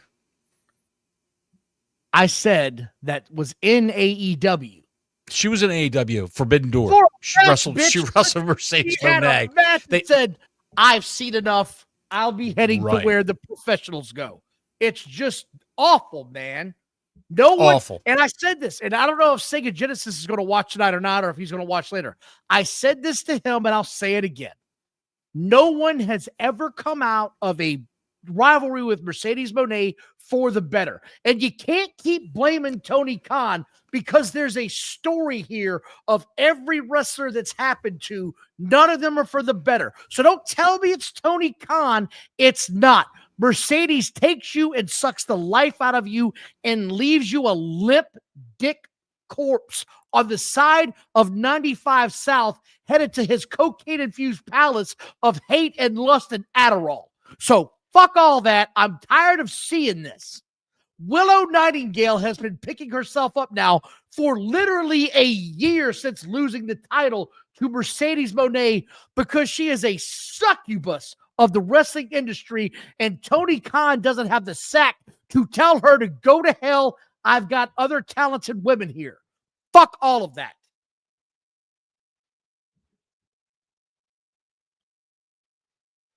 Anyway, Will Ocean Spray just came out. Does she owe you money? For watching this show? Yeah, she can pay my cable bill. Who does she sound like? Very much. Who does she sound like? You talked about her, who she sound like? The female version of who? The Rock. Chris Jericho. Oh, you're right. Yes. She's the female Kevin Knight's Jericho. back out.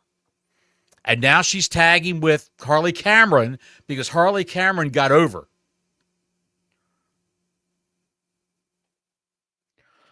Apparently, I'm not alone on that thought, by the way. What? And what I said. Lots of people are tired of her bullshit act. It's horrible, dude. It's horrible. Hey, I'm going to go out on a whim here and say Will Ocean Spray is going to win this. It's a long shot, I know. I think this is a tag match. Oh, that's right. It is, isn't it? It's a tag match. These two guys face each other in the Owen Hart Cup, but this is a tag match. Hey, let me ask you something. Yes, sir. Why does Will Ocean Spray wrestle every week on cable television and he's not saved to look like a major star? He doesn't wrestle every week. He doesn't wrestle every week. Bro. Because he's contracted. He's contracted just to work a couple of dates a month because he has to go back home to England to take care of the wife and the child. Okay. How many matches is this in a row on Wednesday nights? Because I can tell you off the top of my head.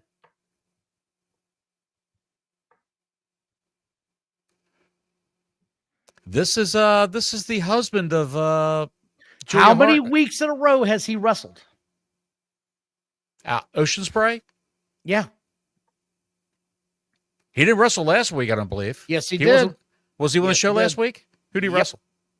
Who gives a shit? It's the same match every time, but he wrestled last week. I don't think he wrestled last week. I know the last time he didn't wrestle. It was after the pay-per-view. He's had a match ever since. After the pay-per-view, he cut a promo. My point is, he doesn't feel special. And the guy's got something there. It ain't the best something, but he's got something. He's just got to have it honed in. Stike Leather, I'm bored too. It's the same shit with his show every fucking week.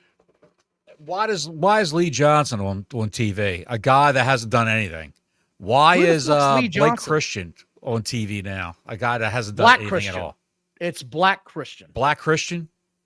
That's him. Okay.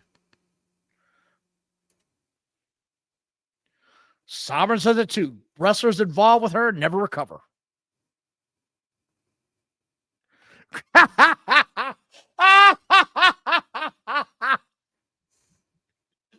That's fucking brilliant.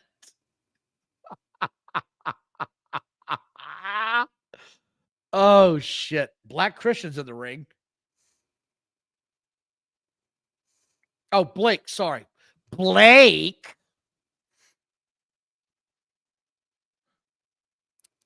I'm trying to figure out if he's black or a Christian. He's fucking ginger and he's not got anything going for him. He looks like every other 170-pound nobody that this company employs to have matches with guys like Ocean Spray. Right. That's exactly what it is. They're all cut from the same cloth. Every goddamn one of them is the same guy. And then we have a different look. Yes. When you have a different look, you're put on the back burner, or you lose all the time, like Brody King, Lance Archer, Wardlow. Well, I'm not going to lie. Brody King can't lose enough. Fuck that guy. He's a big tattooed tub of goo. I know that. I know that. But still, he's losing all the time because he doesn't fit the mold. He doesn't fit the stereotype. Here goes your boy. Here goes your boy. Here goes your boy.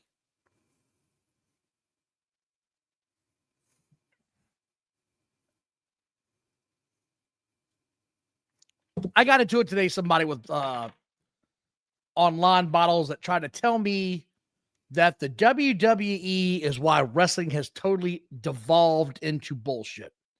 And I said, no, they're partially responsible. I can agree with you there. But shit like this has no place in the business at all. No place in the business. And it's not because it's happening. It's because it's happening every week. They do the same shit. And they do it twice. They do it on Wednesdays. They do it on Saturdays. So it's not special anymore. You know what I mean? Even if you were to see this special type flippy floppy shit, you'd see it in one match at a house show. And it would never be shown on TV. Right. Now they're going to look around. Are we going to dive out of the ring? Yes, we are. Let's do it. Let's dive out of the ring. It's like you knew it was coming, Bottles. You're a genius. It's just garbage. Did you see Timu Don Callis? There's a guy dressed like Don Callis right in the front. We're right there. Don Callis, yes. He just sat down. He's even got the mark he drew in on his forehead. Oh shit! The big red scar. Nobody saw that. Nobody saw that. Your mind's playing tricks on you. No one saw that. What was that? Well, you didn't see it, so you'll never know. I didn't see it. And we get some cheating outside. I was watching the TV, Don. Don't lie to me. You'll go to hell.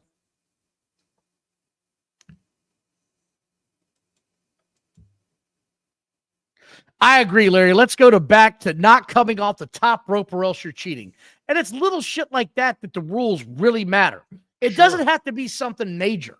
You can't come off the top rope. All right. Let's say that you can come off the top rope. But let's bring back something like the goddamn 10 count that's a real 10 count outside the ring. Because every match, and this goes for both companies, not just AEW, but WWE too. They get out of the ring and they have a motherfucking marathon where they're out there for 30 seconds, a minute sometimes, just having a bunch of bullshit, rattling furniture around. I can't remember, and thank you for bringing this up, Brother Gil, because he brought this up to me this week. He said, Don, can you tell me the last match you saw where it didn't devolve into an outside the ring segment? And I said, man, I can't remember. Can you, Bottles? In AEW or WWE or just in general? Both. There's always a piece of business going on outside the ring in all these matches. In every match, right? Every match. Why does that have to be a thing? because everybody wants to get their big moves in. That's what it is. They got to get their shit in. I don't get it. It's not the old days, pal. It's not the old days when you would have. I don't need it to be the old days, but you got to put some. Okay. When you got Dick Slater and Terry Funk going at it in the middle of the ring. Oh, dear God. You don't have any. Are they going to do a dive over the top rope? Hell no. No. Now, Funk may fall through the ropes. That'll get pissed off and go over to the barricade, pick it up, and slam it down. And wanted to fight some people there. And he'll do the shadow boxing. But he's going to get back in the ring. But he'll get back in the ring. How good was I at going outside through them ropes bottles? You were so good, Mr. Funk. You were a trailblazer of your day. I tried to kick that bitch in the face that night, and I missed her. That old bag had it coming. Was this Satchel ass? Oh, I like her. You like Satchel ass? Terry Funk, everybody. He does his Terry Funk impression for the kids on the street. They stop him on the road. I told that motherfucker when I got down here. When he goes to the 7-Eleven. He goes to the 7-Eleven to get his morning coffee. The 12-year-old say, "Hey, Mr. Don, can you do Terry Funk?" I lost my shoe. The taker choke slammed the shit out of me. I said, "Hey, yes. Mick, are you okay?" "Oh, shit." They all gather around when Don breaks out Terry Funk and Harley Race having a conversation.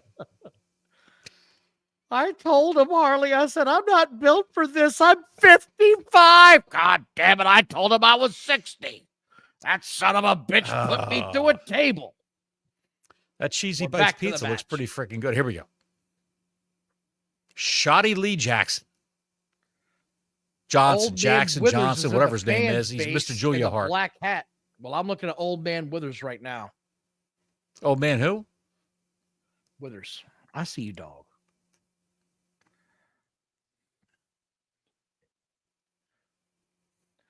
I told you about. Oh, we're getting the hot tag. That's their version.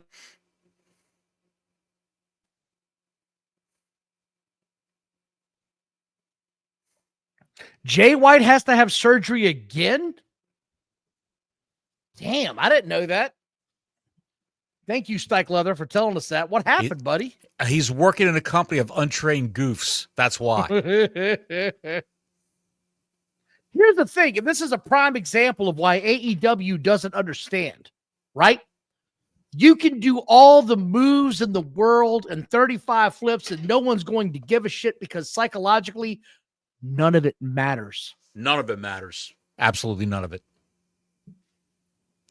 Well, Don, we're an hour and 15 in.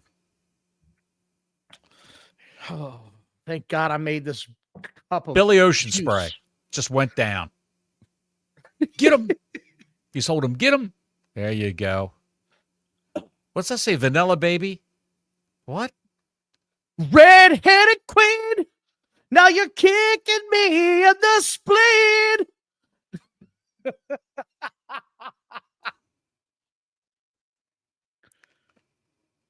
A 450 stomp. I'm sure that felt fantastic. I said in the spleen. I was hoping you'd get that. Yeah, I'm about 5 seconds behind you on my feed. I know, but that's why I said it. I was like, when he sees it, this should be golden.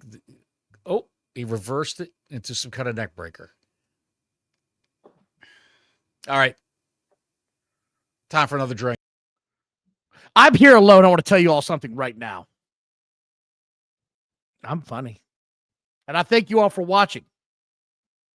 I'm watching 3 Dog Night get in here and beat up the other guy that I don't know who he is. Oh, now here we go. What in the shit is this? 3 Dog Night just set up the tag team. This is the worst shit I've ever seen now. This was all dangerous and stupid and sloppy. Ocean Spray does a dive. This is all breaking down. 3 Dog Nights outside of the ring looking for a tag. I have no idea what's happening right now. I'm so confused on all of this. Is this what pro wrestling and AEW has devolved to? All I'm missing right now is a midget with a dildo, and I think I've seen it all. Oh, wait, that was on an independent show. It's probably in Tony Khan's Ideas of Cooking Shit Up book. None of this was good. Ocean Spray in 3 Dog Night 1. I just don't care anymore.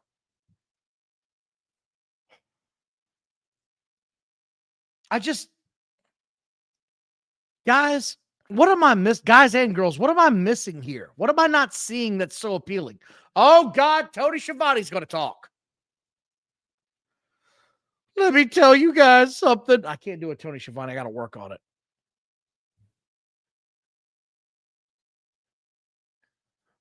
Uh-oh. The Owen Hart Cup.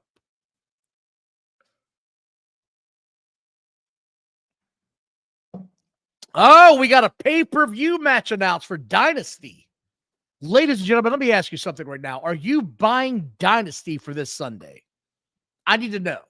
Is this something that you're curious at watching? You want to see this match? Do you want to see 3 Dog Night fight Ocean Spray? Because I have no dog in this fight, and I don't want to see it. And here's the thing, 3 Dog Night might be really good, but you can tell he's got that indie mindset. He can't stop doing moves. He can't sell a match.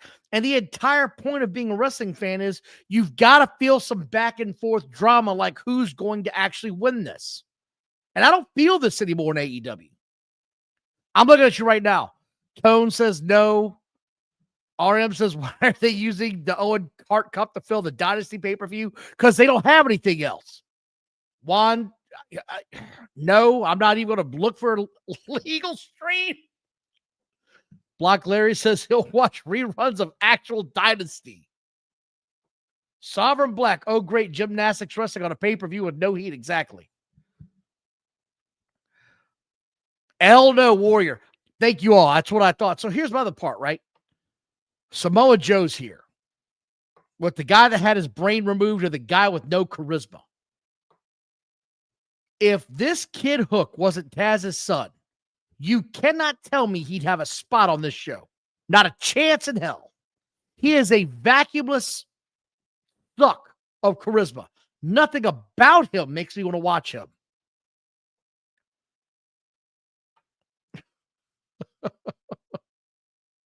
Hush Money, thank you very much. I hope you and your nephew are having a good time playing Street Fighter 6, man. Good night, brother. Thank you very much. Tell your nephew don't use these bad words. He may be an older nephew. If he is, then he can say all these words. Douche Canoe's my favorite. Up Tampon Creek with no return. Oh, shit. We got Brody King and Lance Archer next. Here is the battle of the who gives a shit moment right here. And this is sort of where I've been at, right? Milton says, no, he ain't buying it. Samoa Joe should not be anchored down with this kid Hook.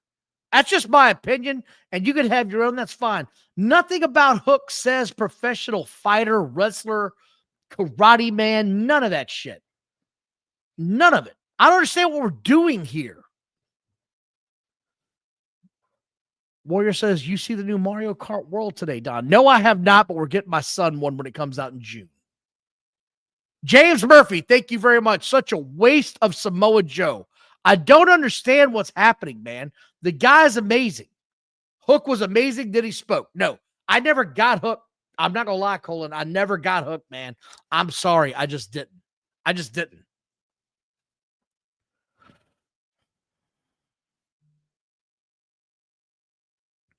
I'm trying to wrap my head around.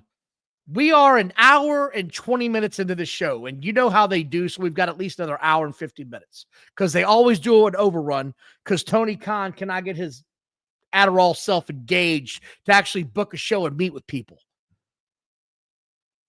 Why does it always have to be the same show every time? Oh, look, Johnny Bottles is back, and he's smoking a spliff. Look at this drug Adderall man. I want you to see Johnny Bottles for who he is.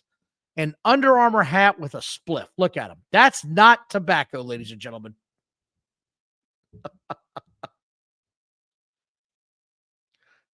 I can't hear a word you're saying. Can't hear you, pal. You should probably unmute yourself. For the love of God.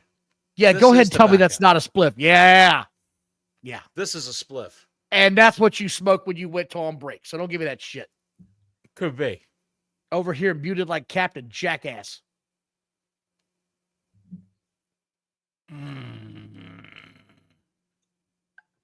Bottles, I was just saying.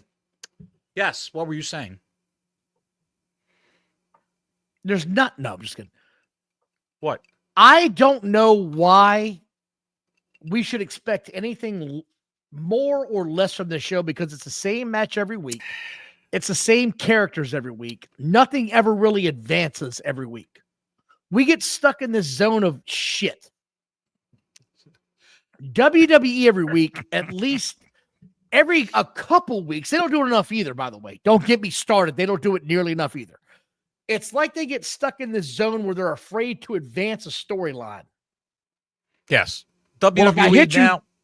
You're right. They're in this this endless loop of constantly just circling a storyline over and over and over again. WWE is like And move it doesn't on, have to move be that forward. way. No, We've talked about this, right?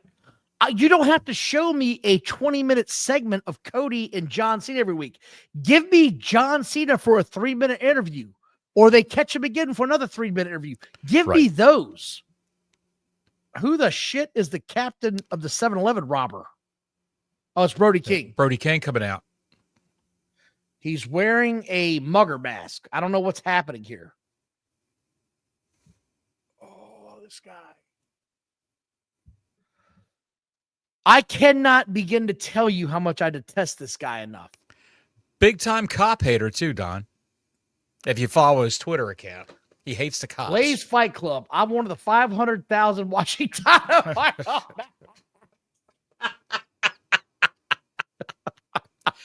Yes. Oh, how was that Hook Samoa Joe segment? I actually got up and slammed my nuts in the drawer. I see you, buddy. What'd you say? You got up and adjusted your balls? What? No, they were in the drawer. I was like, same thing. Here we go. Here it is. Here it is. Challenger John. One thing that was great in the 90s Attitude Era, you could have a 5-minute comedy spot or promo to get someone not being used over, and you're exactly right, and it's not enough of that. Everything has to be a goddamn 20-minute segment, and I don't understand why. Use your minutes. You've got 200 wrestlers on this thing. Here's your guy that's dressed like this guy. Look. Shaq. I know. Bottles, I see him. Jesus. You sounded like you just hooked a great white whale. And you're right, Chris. Brody King has been booked like a chump since Aleister Black was released, but he's going to win now. You know why? Because he's fighting going to the Owen Hart tournament. He's fighting the Chicken Hawk. He's going to the Owen Hart tournament, Don. He's going to win this match. He's barking. Like Braun Breaker, he's barking. RM says, Dynasty being filled with Owen Cup matches feels lazy. Because it is, and he's out of ideas, and that's why it's happening now in April instead of June. That's why it's happening now. Right. He has no ideas. Whenever he runs out of things to book, let's have a tournament. That's because Mercedes Moné sounds like Bill Mascaris. No yob. No yob. Let's bring out Martha Hart in a big funny Preakness hat. Let's bring her out. Martha Hart to you, goddammit. Dr. Martha Hart. Yes. And bring out Bill Mascaris. Bill Mascaris. Hey, no yob. No yob. No yob. Do you Nobody know thinks you're going to win, Mill? Lance. Calm down. Calm down. Drop it down a notch. You know you're not going to win this match. Everybody knows that. Hologram's in the front row. Yes, he is. I just saw him. Yes, Hologram's. He's gone to seed. He's gained a little weight. Why is this asshole dressed in an AEW referee shirt? Why is this asshole just sitting in a chair? I think he got slapped and he fell down into a chair. Fucking dorks, man. Look at these dorks. This whole thing is just flat. Completely flat. Don, you got a 10 count.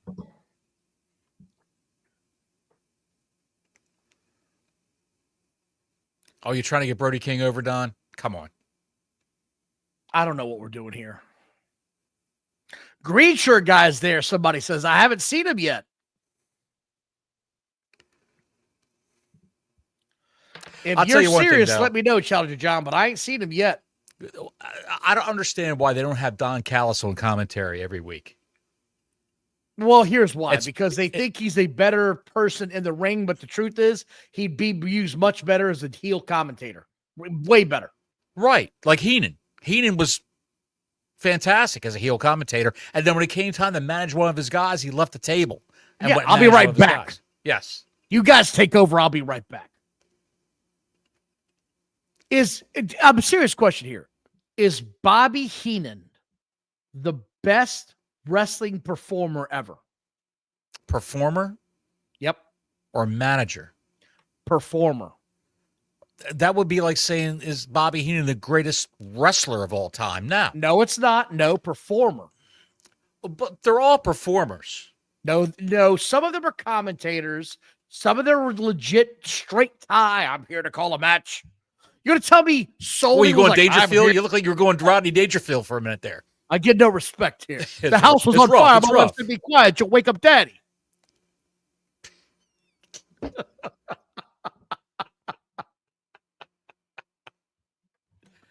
I'm serious. Remember when I was a kid, I got lost at the beach. I asked a cop, find my mom and dad. You think we'll find them? He said, I don't know, kid. There's a lot of places they could hide. That's another one. Here's my take on the women's open tournament. I think the Sibbies, Athena, and Mercedes goes to a time limit draw, and the finals are Jamie Hayter versus Chris Statlander. You might be onto something there. You might be onto something. I don't know, pal, because I think that, Chris, Mercedes Monet is such an egomaniac. She's going to... She's a maniac in the ring. She's going to want... And she's to have never going to let the ref count to 3. She's going to want the Owen Hart Cup title. I'm serious about Bobby the Brain, though. He was great. He was the most entertaining son of a bitch I ever saw in a professional wrestling promotion. As a commentator, as a host on a television show, people forget he hosted WWF Prime for years with Gorilla Monsoon as a manager, and he separated all 3 into different segments. When he would pick up the phone with Gorilla next to him, that shit used to crack me up as a kid.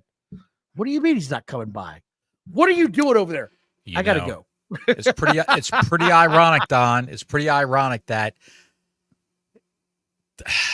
I hate to say it, but his best gift was taken away from him at the end of his life. It's insane, right? His voice. God. I remember you can find the segment, just Google on YouTube, Bobby Heenan, Dennis Miller from the 90s. He was on the Dennis Miller show when Dennis Miller had a talk show on HBO. You remember that? I saw it. I know. Yeah. Bobby Heenan, he loved Bobby Heenan. He loved wrestling. He interviewed Dude, Bobby they Heenan. laughed like funny hell as hell. the whole show. Funny as hell. They were killing each other with the jokes. He says, "Is wrestling real?" He goes, "I put it this way, Dennis. I got hit in the head so many times with a chair. My head smells like ass." Blaze Fight Club. No Orange, no Bucks, no Dark Order, no Jack Perry, and no Jericho. And the show is still bad. This match is so flat. I'm waiting for Charlotte Flair to walk out and assless chat. Wow! In a G-string, no less. That's how flat it is, pal. Damn. So for all of you that say, you guys just love WWE, there's parts we don't. So get over yourself. Did you see her cook Stratton a couple of weeks ago on SmackDown? Yes, I did. She did. Did she go off the rails on going to business for herself? She lit her ass up. You forget that Charlotte can cut a promo, pal. Did you see that she divorced Andrade? And then was dating a guy within 2 weeks? Yes, I did. Who's she dating? I don't know. Some guy, I don't know. I don't give a shit. I don't watch her. What my week to watch her? Have you ever had a Sicilian kiss? I sent her a box of condoms and said, good luck. Love Don Wayne. Love the Don neckbeard Wayne. psychologist. And she goes, enjoy all the penises you can. She said, the neckbeard psychologist. Did he operate on my face? Buddy, let me tell you something. That face is so Botox. I can't. Oh, come I'm on. trying That to- was a good line. Did you see this? Did you see the Stephanie McMahon podcast on ESPN? No, I'm not watching that shit, man. Dude, I tried to watch it with that face. Every time she smiled, all 5 of my dogs jumped out the window. She's frightening, dude. That's real. She's freaking frightening. I can't believe Cope and Cannoli are going to be the main event of this show. That's how far it's fallen. No, serious question. Brody King went into a tattoo parlor and said, "I've got an idea." He said, put me in a coma. Put me in an induced coma and just have your way with me. That's what he said. This dude has got to have the worst tattoos I've ever seen. He literally looks like what happened in 1968 when sailors got drunk and went to local Thailand barbershops and tattoo salons.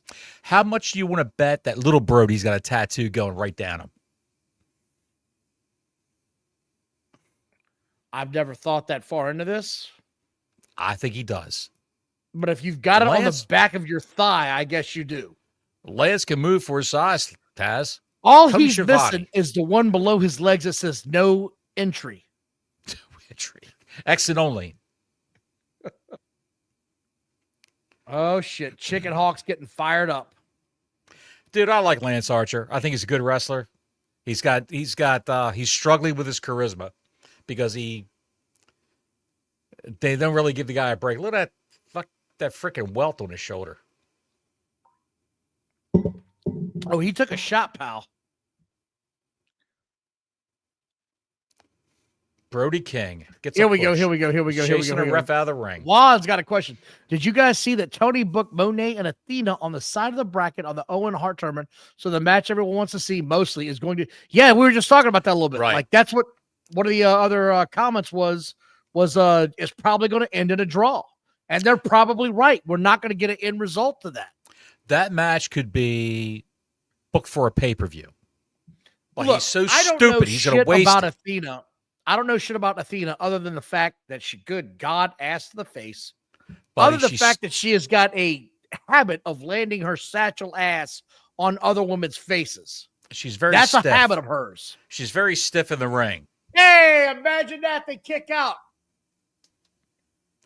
Imagine that, Don. A kick out after that. I hate every match. Huh? This tubby, tattooed bastard is in. I hate everything he does. So do I. If Tanya Harding ran out now with a goddamn baton and whacked him in the knee, I'd give her a gold medal. Are these assholes singing Fight Forever? I told you he'd win. And no, they're not. They were actually screaming, "In this bullshit." Clap, clap, clap, clap, clap. Fuck this fat guy. Clap, clap, clap, clap, clap. I just got the win on my TV screen right now. This woman in the back in the blue G jacket's got her hands up like this. This sucks. Why did you bring me here? Don Callis is tanning just in, he's getting the same spray as MJF.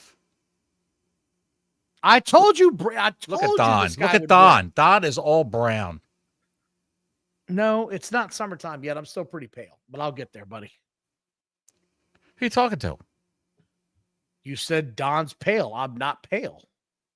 I don't mean you. I mean Don Callis. Oh, well, shit, pal. Pronouns. They're calling Megan Bain the Megasis now. Look at this bullshit. Are they going to give this meaningless belt to Ricochet? I think they will. Feels like it, doesn't it? I think they will. Yes, I think they will.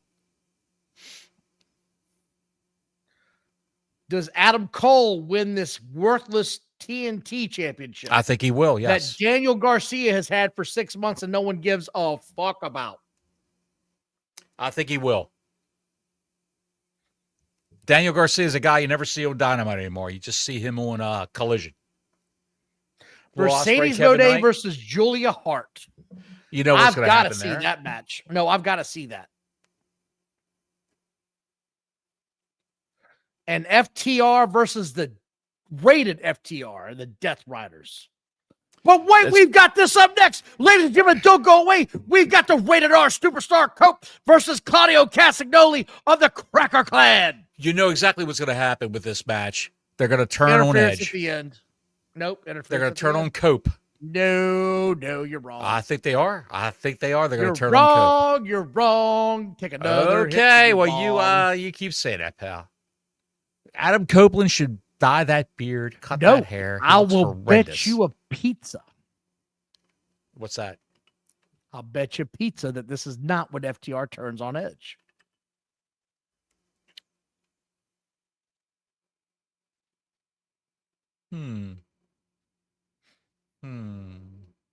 If it ends in a fuck finish, it's an I won't owe you and you won't owe me. How's that? But FTR will not fuck Cope.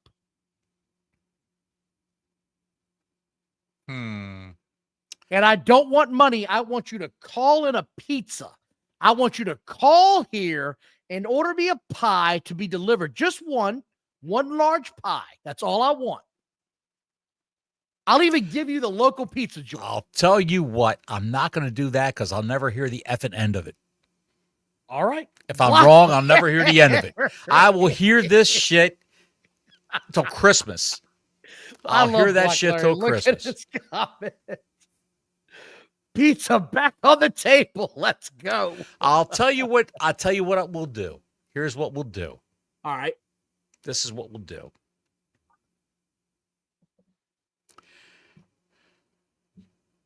If I'm right, you have to eat on camera on the show a ketchup hot dog. No, hell no. Oh yeah. Okay.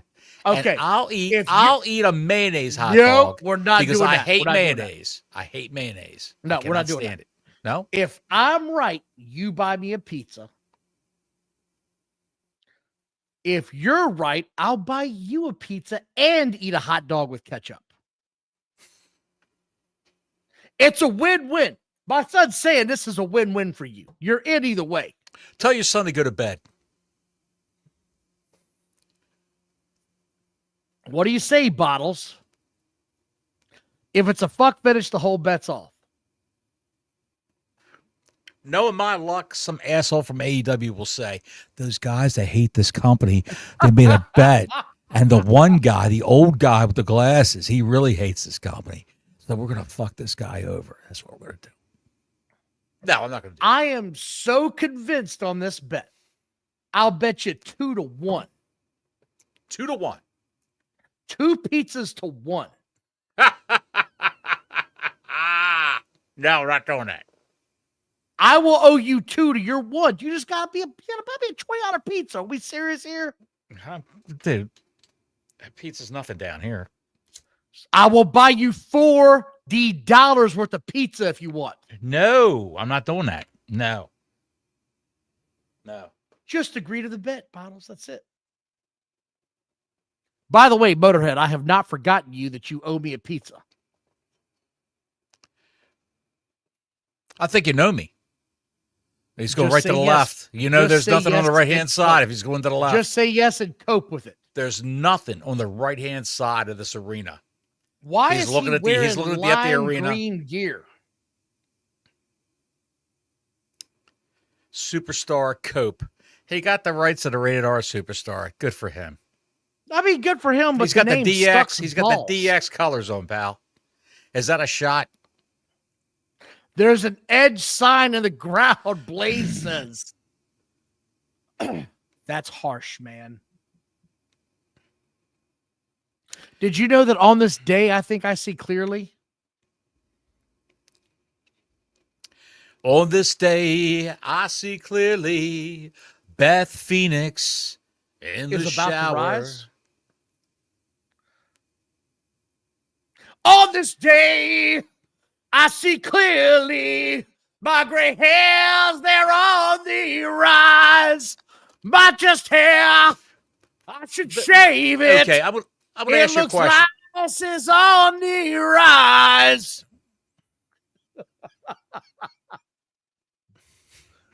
Seriously, though, what is he missing? What is he missing? There's something missing about Edge. The physicality's gone. He's got the my bad green back. lime. It's dude. He's on a nostalgia tour. That's all it is. Black That little Larry camera says we got shot. a clip, got a little song. They pan the crowd just then. It's a microcosm of the IWC neckbeards. We have to clip that, by the way, Bottles, tomorrow. What? We have to clip this. Alan Thomas says he's missing this name Edge for one. Yes. Larry Yes, he's says we missing gotta the clip name this song. Edge, but he's missing a lot of other things too, like his Here physicality. comes the Cracker Clan, the Cracker Clan. Here they come. This guy's name, you know him well. I can't say it. Why does he have award certificates on his chest? Like a spelling bee. They What are the shit is on him? Does this this is a choice. What is this guy wearing? What is he wearing, dude?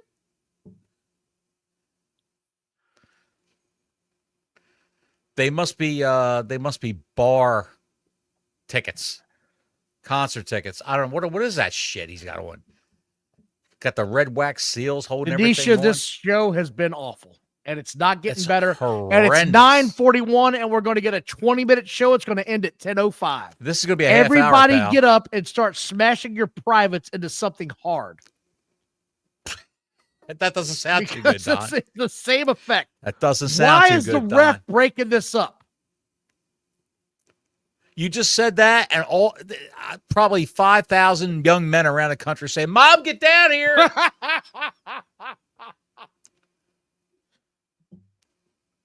What are you doing? Come on. What are you doing? What are you doing, man? That sound like Terry Funk Jr. It did a little bit. Say it. What Do you doing, Terry man? Funk. Do Terry Funk. Mom, come down here. My horse is sick, Vince. I gotta go home. He choke slammed me out of my fucking shoes. My horse has got a top. He's got a tarp laid My down horse for me. is sick. He's sick. He's got a tarp laid down. I gotta shove a carrot up his ass, Vince. I don't wanna. Are you gonna shit on him, pal? What Shove the it or fuck is sharpen it? that? I told you he's There's sick. look at a little kid, little boy there with the glasses and the mental patient haircut. Why do they all do the spot Don, where a what guy's sitting in a happened to chair? Pockets? He's What they back all on do and this off. where the guy's sitting in a chair. Denisha wants to know what's up with Pockets. I don't care, Denisha. When he's not on TV, I never question that shit. I just thank God.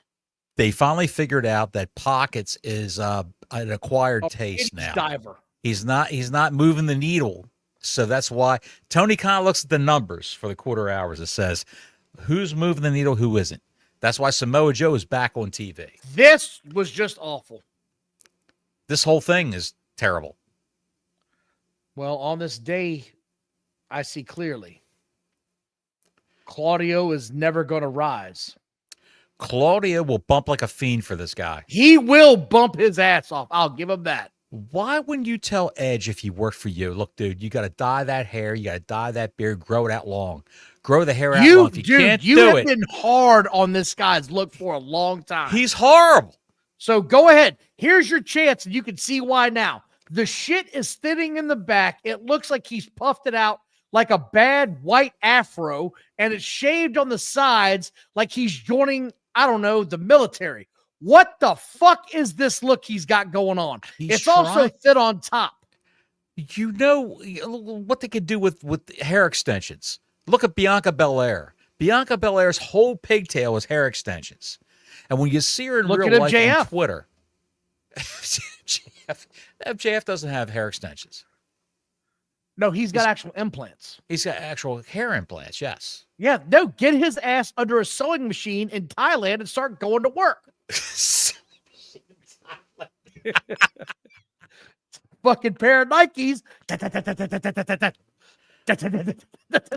Hello, is this Singapore? I need a good sweatshop. I need a new scalp. Can you hook me up? Adam Copeland, yes. Yes, No, Adam Denisha, Copeland. I know. Denisha, I know. I don't give a shit about pockets, and you know it. I'm so happy he's not here. Every time that son of a bitch is on my TV, there's two things I can guarantee you, Denisha. I'm not going to watch, and I'm going to take a piss. Are you going to watch while you take a piss? Not at a chance in hell. You're just pissing blindly. Dude, I will piss in my floor and not even care. So you would pull a Willow Nightingale when Pockets is on TV. Absolutely. By the way, you can't find that clip anywhere. If you're wondering why we refer to Willow Nightingale as the piss master, there were so many clips about 3 years ago of her tinkling in the ring when she went to pick somebody up. Because she was excited. Well, Statlander said that when she would body slam Willow, that a little bit of pee would come out. Yeah. Well, you know what her song was? What was her song? On this day, I peed clearly when I had to body slam Willow Nightingale. It was clearly a yellow little trail. What do you think, Don? What do you think they're paying Claudio Canoli for doing all these jobs that he does? I would bet $400,000 a year. I would think so too. Is this more than he was making? No, wait a minute now. It can't be. Don, it can't be. Because he was probably making that at his peak in WWE. I'd still say he's making that now. I think he's probably making $1 million a year. I don't know. Maybe 6. I think that's Larry low. Said, had a drug test. Wasn't cloud. Howdy. I left the best part on the ring. Oh, God. Oh, we're going to get another dive. Okay. He's going to dive out. He can barely get back into the ring. He is so slow. It's over. This is so sad. We're going to go to pitcher. Who would have thought? Who would have thought that Adam Copeland would be Randy the Ram Robinson from The Wrestler? Who would have thought that? By the way, remember that movie? Have you ever gone back and watched that movie again? Oh, I've watched it 3 times. It's a great movie. It is very good. And Rourke actually took steroids. Hates it. Who? Cornette hates Jim it. Cornette Rourke hates it. Do you know why? Because it was all a bunch of outlaw mud show guys on the indies. Oh, I know. Yes, yeah, I know. Yeah, but the staple guy and all that shit. Right. But Mickey Rourke actually took steroids to get that big. Can I say my piece now? What are you gonna say, pal? Don't get all upset. I want to thank everybody who watched tonight, that tuned in, that watched our program. It means a lot to us. We appreciate you guys and gals. Tell your friends, tell your family, hey man, if they're looking for a non-serious wrestling show to watch, we're the show to watch. We're not going to get too deep in the weeds. It's just, here's what I saw as a fan. Here's what he saw as a fan. I don't want to get into the delve of, did you see that on the other day that they had a 15-minute? I'm never going to tell you how long these sons of bitches had a match. What I told you tonight was these guys are all going to have a 20-minute match, and they've all had a 20-minute match because this is what they do on this show every goddamn week because they don't know what else to do. Right. Block Larry, my brother. Block Larry with a fin. Thank you, Larry. Thank you, Larry. Whitey's pool hall is $5 less tonight because of Block But I know Larry. what he wants. I know what he wants. What's he want? Thanks, guys. Thanks, guys. Ring-a-ling on the ding-a-ling on your notifications. We don't get to do these shows a lot. We enjoy the shit out of them. I am so happy to see all of you show up. Thank you, Tone C, for saying it's been a fun night. I appreciate you. Challenger John, who's here all the time. We appreciate you. Blaze, you're here. RM, we see you too, pal. John. Challenger John, right down here. Where is he? I told my dog to watch this show. He stared at me like I was crazy. Oh, my God. John, go on ESPN Plus and watch Stephanie McMahon's podcast and see what your dog does then. He'll jump right through your glass door. Any glass door you have nearby, he'll just run right through it. My tab is running bottles. What's that mean? At the top right of the screen, it shows you. Top right of the screen. What am I looking at? Oh,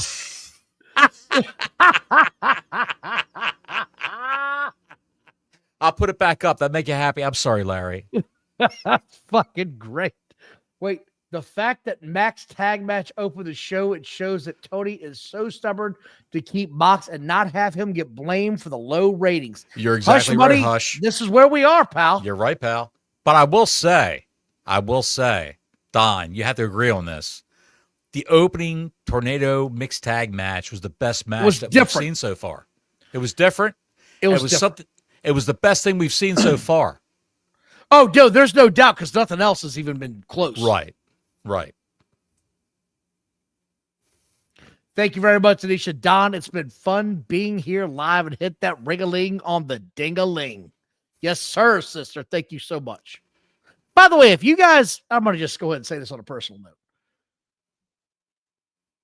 If they're here in the chat group, they're here, and you're part of the family. Right. Don't talk shit because you might get lit. What's that? Yeah, I appreciate everybody that comments on the thread when we're done. Like you and I both try to make sure we respond to everybody who comments on the show. Yes, we do. People come in and they comment after the show's over, and we read all the comments. And we used to get some hate comments, but then it all stopped because they know that we're going to ignore them anyway, or have back at them. Or I might have something to say real fast. Yes, they all know that you and I aren't shy. I'm shy. Cope. What is this? Thank you very much, Warrior brother. We appreciate you, man. That's it. Break your leg before the big match on Saturday. Thank you, Alan. You're the best, what man. Is going we see on you here? too, Alan. Warrior JWR, Challenger John. We appreciate all you. We're coming to the end of the show for thank God. Yes. It's got to end in 8 minutes. The ref said, no, don't hit me. And I like to say, and Don might get offended by this. I like to say that when these shows take place that we do, Don scripts the entire show. He knows exactly what we're going to talk about. He's got a whole agenda in front of him that we're going to do. I just sit here. I do the graphics. I do the thumbnails. I do all the graphics that you see on the screen. That's it. That's all I do. I just sit here and laugh at Don. But by the way, if we could have our phone conversations that we have during the day, it'd be a show on the air. It'd be hilarious. It would. It'd be a show. By the way, I want to give a shout out because you mentioned it. The thumbnail you did this week fucking popped me so hard. I was dying. I showed it to people at work today. I was like, this is what we're doing tonight. You should see the show. Somebody said, is that Hogan Teresa? I said, yes.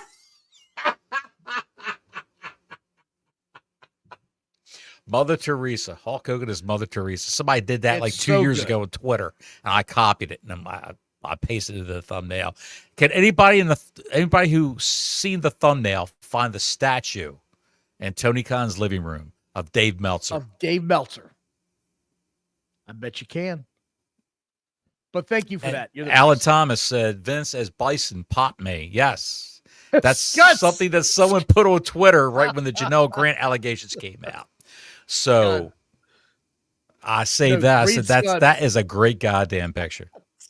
Juan Alacarn. What's he say? No, Scud. Reed Scud. Oh, that's Brother Teresa to you. Brother. Absolutely. That is Brother Teresa. The actual name of that file was Brother Mother. I popped when I saw the name of the file. It was so good. Brother Mother. To show Chester's Liver. Chester's Liver, 81. Chester, is your liver age 81 or you age 81? It don't matter because we're watching a match that's about 81 minutes too long, it seems. Look at this shit. Listen, Challenger John. Laura Hogan's got those meth burns on her face. Hulk Hogan may be a liar, but he dodged a bullet. That was a great shit. He did that. That was a great video they put on Twitter. That was a great video they had on Twitter of him and his current wife eating popcorn. Dude, that was so good. Wasn't that good? I'm so glad you brought that up. He's so evil now. He's so evil. People are saying he's so evil and cruel.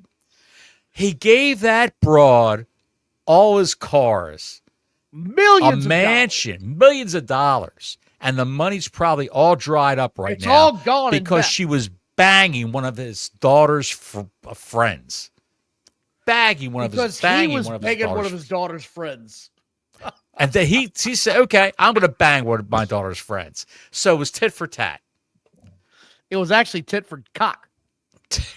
Whatever you say, pal. I'm trying to be YouTube friendly. Look at you. Look at you. It's the truth. I didn't say anything other than a rooster. You're right. It was a rooster. Are they? But I'm trying to figure out what those Florida man and Florida woman. Yeah, Blaze, you're exactly right, pal. You're exactly right. Heel Hogan for life. I tell you one thing though, that guy is living his life. He's living his best life. Dude, he got he's all that money 70 from what? Gawker. 471? He's Oh, 71, older than that. 72. He's not that old. He's 71, 72. He moves around like he's 75. Oldest Hulk Hogan. You're looking it up right now? He's in the cultural zeitgeist right now for This is the being longest MAGA. lookup ever. God damn it. Just tell me how old Hulk Hogan is. Why is it so hard? Oh, right on. And you got a guy with a bad back and a bad neck, and you gave him a body slam on the ring Yeah, apron. he'll be 72 this year. 72. What'd I tell you, pal? Why you doubt me? Why you You always said he's doubt going to be me? 63. I didn't say, I didn't say that. He's 47 if he's a day. Is that Rick Knox? The corpse wreath? No. I told you this was. I thought they were no longer going to allow slams on the ring apron and all that shit, right? Who said that? Tony Khan's memo 3 years ago, but no one wants to talk about it. They're slamming people in spiked Remember that? bats. Do you They're remember that? slamming though? people with spiked bats. Do you remember that? After They're the giving pizza people cutting incident? kerosene flaming enemas in this company. Are you kidding You know me? what they need? You know what they need? What do they need? You need to tie a kerosene rag around your goddamn ankles to keep the ants from coming up and chewing your candy ass. The golden hits of Don Wayne, everybody, from KTEL. Where the fuck is that? I'm looking for it right now. Who's bleeding, by the way? There you go. There it is. The mellow sounds of Dr. Don Wayne featuring the hits, The Look, It Takes Two, Kerosene Rags, and Candy Asses. Banned from my heart as well as the chat. Hello, Frisco. Hello. I love you, honey, but that neckbeard's got to go. It's pure crap, says Dave Meltzer, Neckbeard Music Weekly. So you know it's good. Hey, you know it's real. Somewhere, somehow, there's got to be some psychopathic music mogul that will actually fund that KTEL album.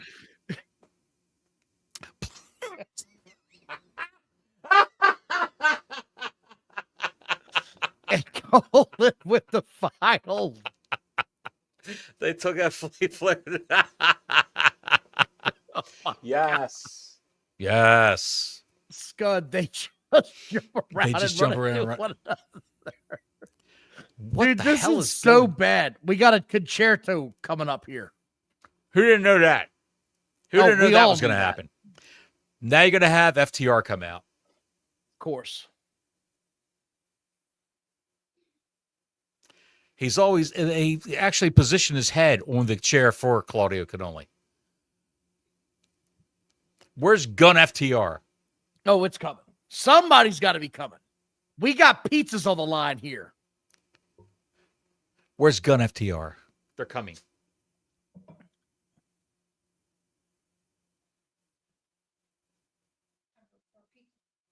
You know why I like doing these live streams? Okay. I like doing these live My streams. wife So we don't have said to, she'd redo my drink for a pizza. what's that? She said she'd refill my drink for a pizza. For a pizza. We'll buy her a pizza. There it is. We ended at the 10 o'clock hour. Holy shit, in exactly 20 minutes. I praise them. They did it, Bottles. They did it. At 10 o'clock, get the fuck out of here. Go home. Is the show over? Go Is the home. show over? I don't think it's over. They got to go home.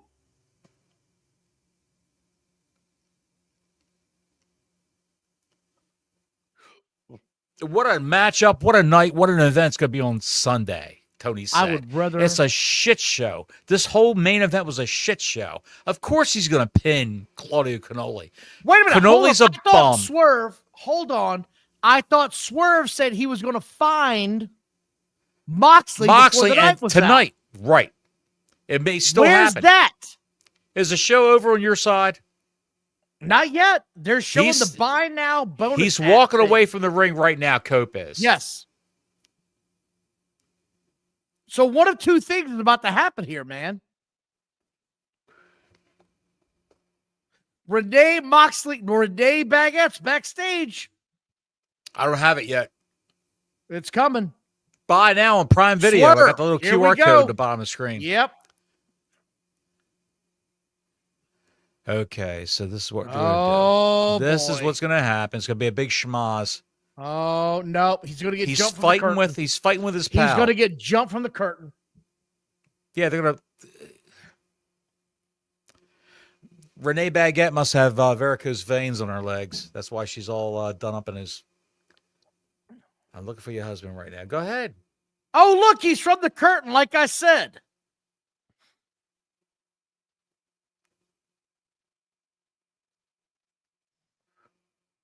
What a setup. Who is the fucking nerd in glasses coming running in like a troll? Holy shit. Everyone here is 5'4". Is this the Oompa fucking Luca game? What is happening here?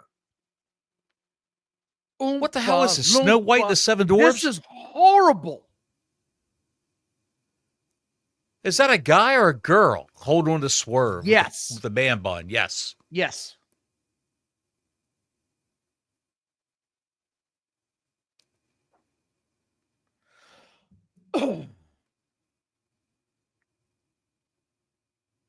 Who is the chick on the right with the man bun for real? And here comes Moxley and the pantsless Pac. That's a guy. No, that's a it. That's a guy. No, that's a free-willing go guy. Which bathroom do I use today? It's a mystery. That's it. Here we go. Here we go. Marita Shafir can't beat a woman in a ring, but she just beat up a security guard. She can beat his ass. Yeah. Here we go.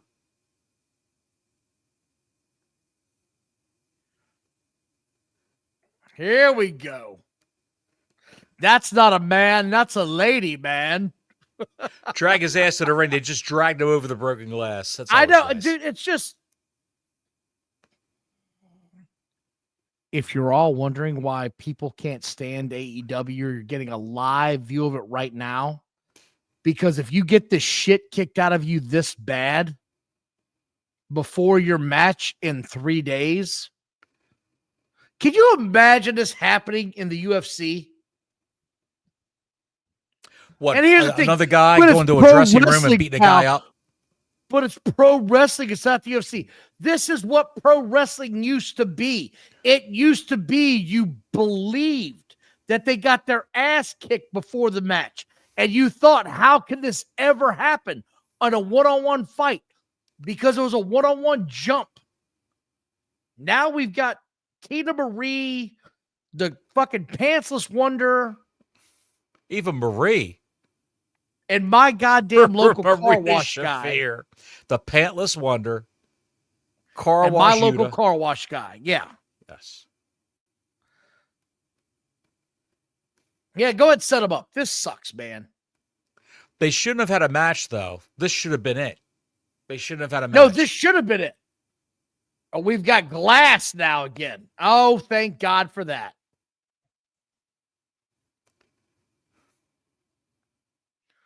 Did I not tell you this would go until 10:05?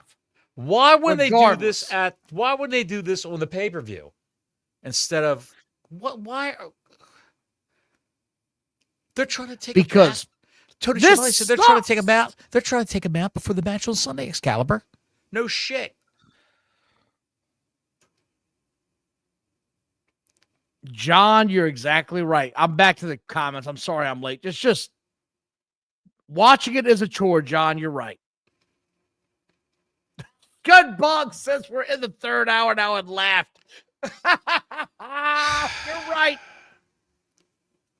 And he sits up like Captain Moron, and it's clearly not real glass because none of him is bleeding.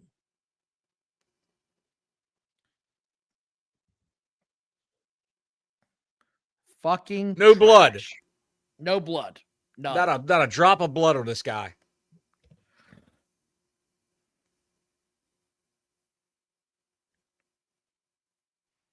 All right, well.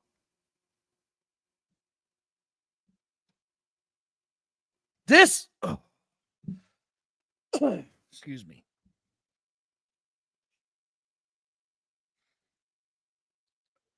Is this going to go on until the 10, 15-minute hour? Like, are we going to keep going here? Look at his back. It's all covered with sugar candy. Exactly.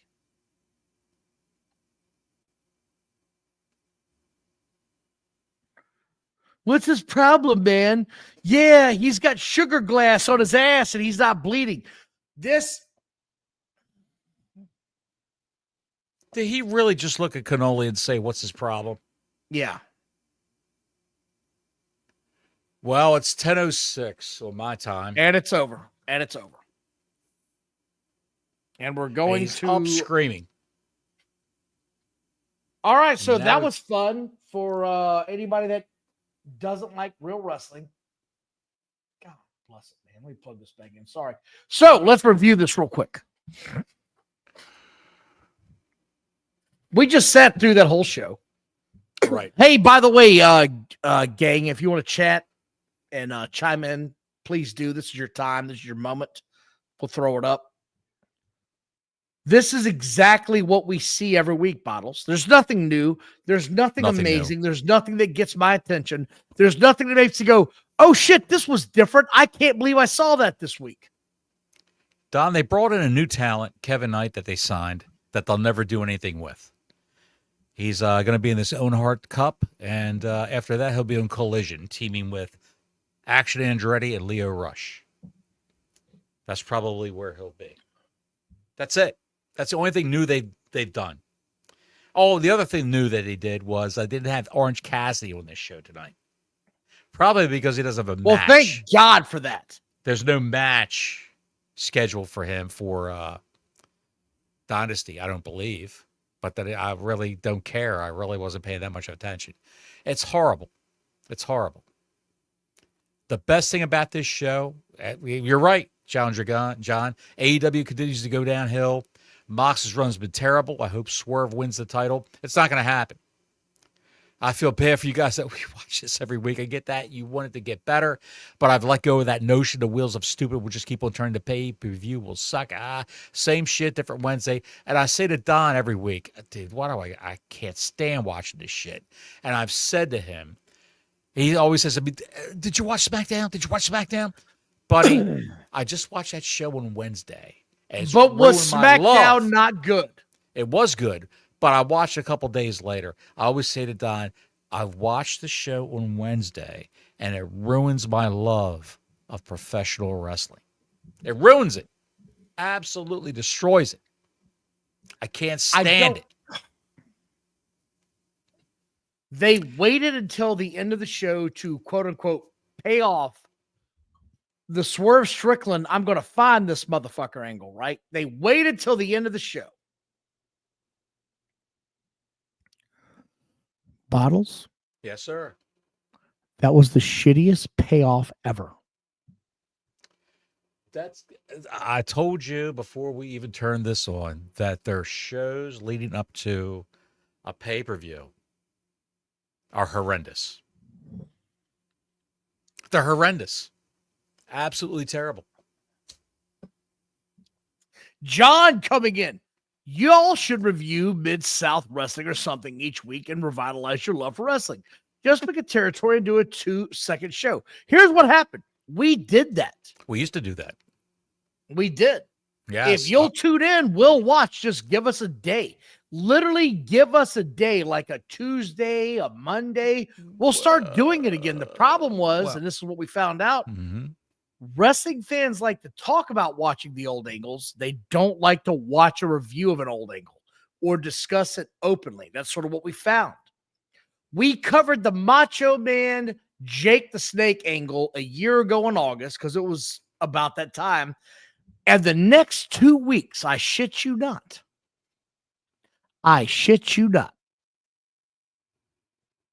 every website, news organization, wrestling Podcast. started suddenly talking about this shit, including you, Dirty Dutch. And don't think I don't love you, pal, but you did it too. And don't think I wasn't paying attention to your ass. Suddenly, it was on everybody's website again. So, Hogan Orndorff, thank you very much. We talked about that. And that shit popped up everywhere. We did. We used to have something called Flashback Fridays. Yes, we did. Well, we did. I think we did 3 shows a week back in the day. Yeah. Flashback Fridays was where we talk about the old days for a good hour. And but we'll talk about it if you'll tune in, but I don't want to waste mine and your time. That's all I'm saying. Wrestling fans love to talk about the old days, but if you'll tune in, I'll gladly tune in. I swear to God, I'll do a show on it because I love the old angles. Yes. We even did the Dusty Rhodes broken arm angle. Make it look good. Was the best. Mm-hmm. They chased him down in a Cadillac and broke his arm. Yes, the 4 Horsemen did. Make it good, baby. There's plenty of old angles we can chase down. We'd love to do it. So if you guys and gals want to see it, we'll do that shit. Love absolutely. It. Absolutely. Absolutely. We'll probably get the same viewers we got last time, 300. Well, maybe not. Maybe people want to hear what it was like back then. That was more of a reality type. I mean, it wasn't so slick. It looked more like it was raw. It looked like a give reality it to me, baby. TV. Yeah, give it to me raw. It was very Blair Witch Project type filmmaking when they did those angles where Dusty got his arm broken, and the violence that was involved. Shit, Alan, look at this. I just watched a Funk Lawler empty arena match for the first time. Amazing. 2 guys who were the best to ever do it, who knew how to do it. And you didn't need all the bells and whistles. Didn't need a crowd to keep your interest. Here's what's funny about that. When it first hit, no one thought it was going to be over. They thought it fell flat until it happened, and people saw it on VHS tapes 3 weeks later. They're like, that was fucking amazing. Right. When it aired live, they didn't think it was a big deal. When that happened, I remember when I was a Wrestling Observer newsletter subscriber. Colin, Road Warriors turning on Dusty in the cage was nuts. Fans started climbing the cage and make the save. Yes, they did. Security had to go. Doug Dillinger and the boys had to run over and pull them down off the walls of the cage. The best one ever, Bottles, has to be the formation of the 4 Horsemen, right?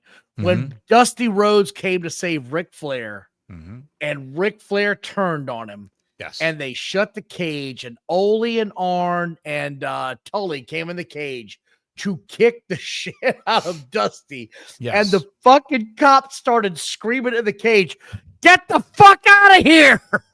You'll never have anything like that again. Because everybody knows. Never. Everybody knows it's fake. Everybody knows it's pre-planned. It's a work. The things that people really get wound up about is when it looks like 2 guys are really pissed off at one another in the ring.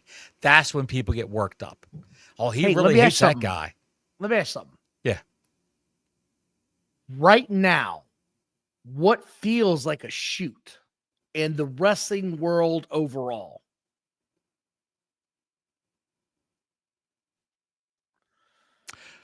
What feels like a shoot would be... they're really not even into it. All 3 participants are not into this particular thing right now. They're just doing it. One guy's doing it vicariously. It's McIntyre, Punk, Rollins. Okay. McIntyre. You could trace everything bad that happened to McIntyre the last year. Well, hold on. I'm talking about what's going to happen. Here it is. Oh, what's going to happen? Okay. Yeah. What feels like a legit, oh shit, it's coming down right now? Not Cody and Cena, of course. That's No, I all. think that feels real. I think that I feels don't real. think so at all. I think that's it. They're actors, But you dude. can't He doesn't act. deny. You can't deny Punk, Rollins, and the Tribal Chief. It feels real. There's real history there. It feels real to me, Bottles. Yeah, because the Shield, The Shield, they exactly. were going to come in and be bodyguards for CM Punk before he quit, and he did not want Roman Reigns as a member of the Shield. He wanted Dean Ambrose and Seth Rollins, and who was the other guy he wanted?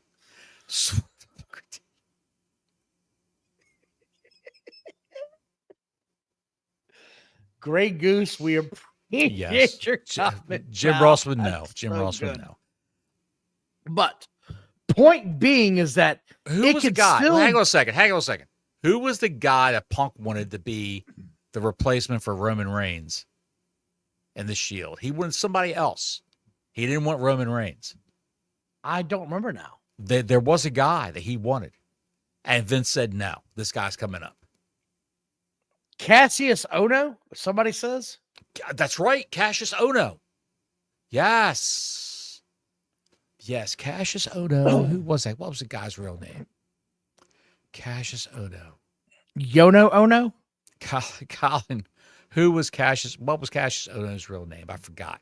Look, He here was it a is. Ring of Honor guy. Chris Hero. You don't have no idea who I'm talking about. No, I know who Chris Hero is, but here's the thing. He's a Ring of Honor guy. Yeah. Go ahead. CM Punk ain't perfect on his batting average. You know what I mean? No, he's not. No, he's not. I like CM Punk. He's shit in the ring. Before fuck are you doing right he's shit in the ring. He's shit in the ring during a Ryback match. Little Bill O'Neill. He dropped a deuce in the ring, and the referee picked it up with his hand and threw it on the floor outside of the ring. Look, my whole point in all this is, before we log off, AEW This is one of the is longest trash. things we've ever done, pal. 2 hours and 46 minutes. AEW is ass. And if you keep defending the shit you're watching, you're going to lose viewers. There's no way around it. You can't pretend anymore like what we're seeing week in and week out is not the same shit. Jim Cornette subbed up a John Moxley match the best. You get in the ring, if that, you rattle some fucking furniture around, you throw a bunch of forearms, you have some bad interactions, and he wins. This show was ass from beginning to. There's nothing I can like about any of this. Nothing. If you're looking at a shit stew, probably the best thing about the shit stew would be the opening course, a breadstick in that first match. That would be it. Did you say breadsticks? A breadstick in that first match. That would be it. And the rest of it would be a shit stew of garbage. Dude. That mixed tornado tag was probably the best thing with the show. It was. That's not saying, no doubt. that's not saying much. No doubt. It ain't.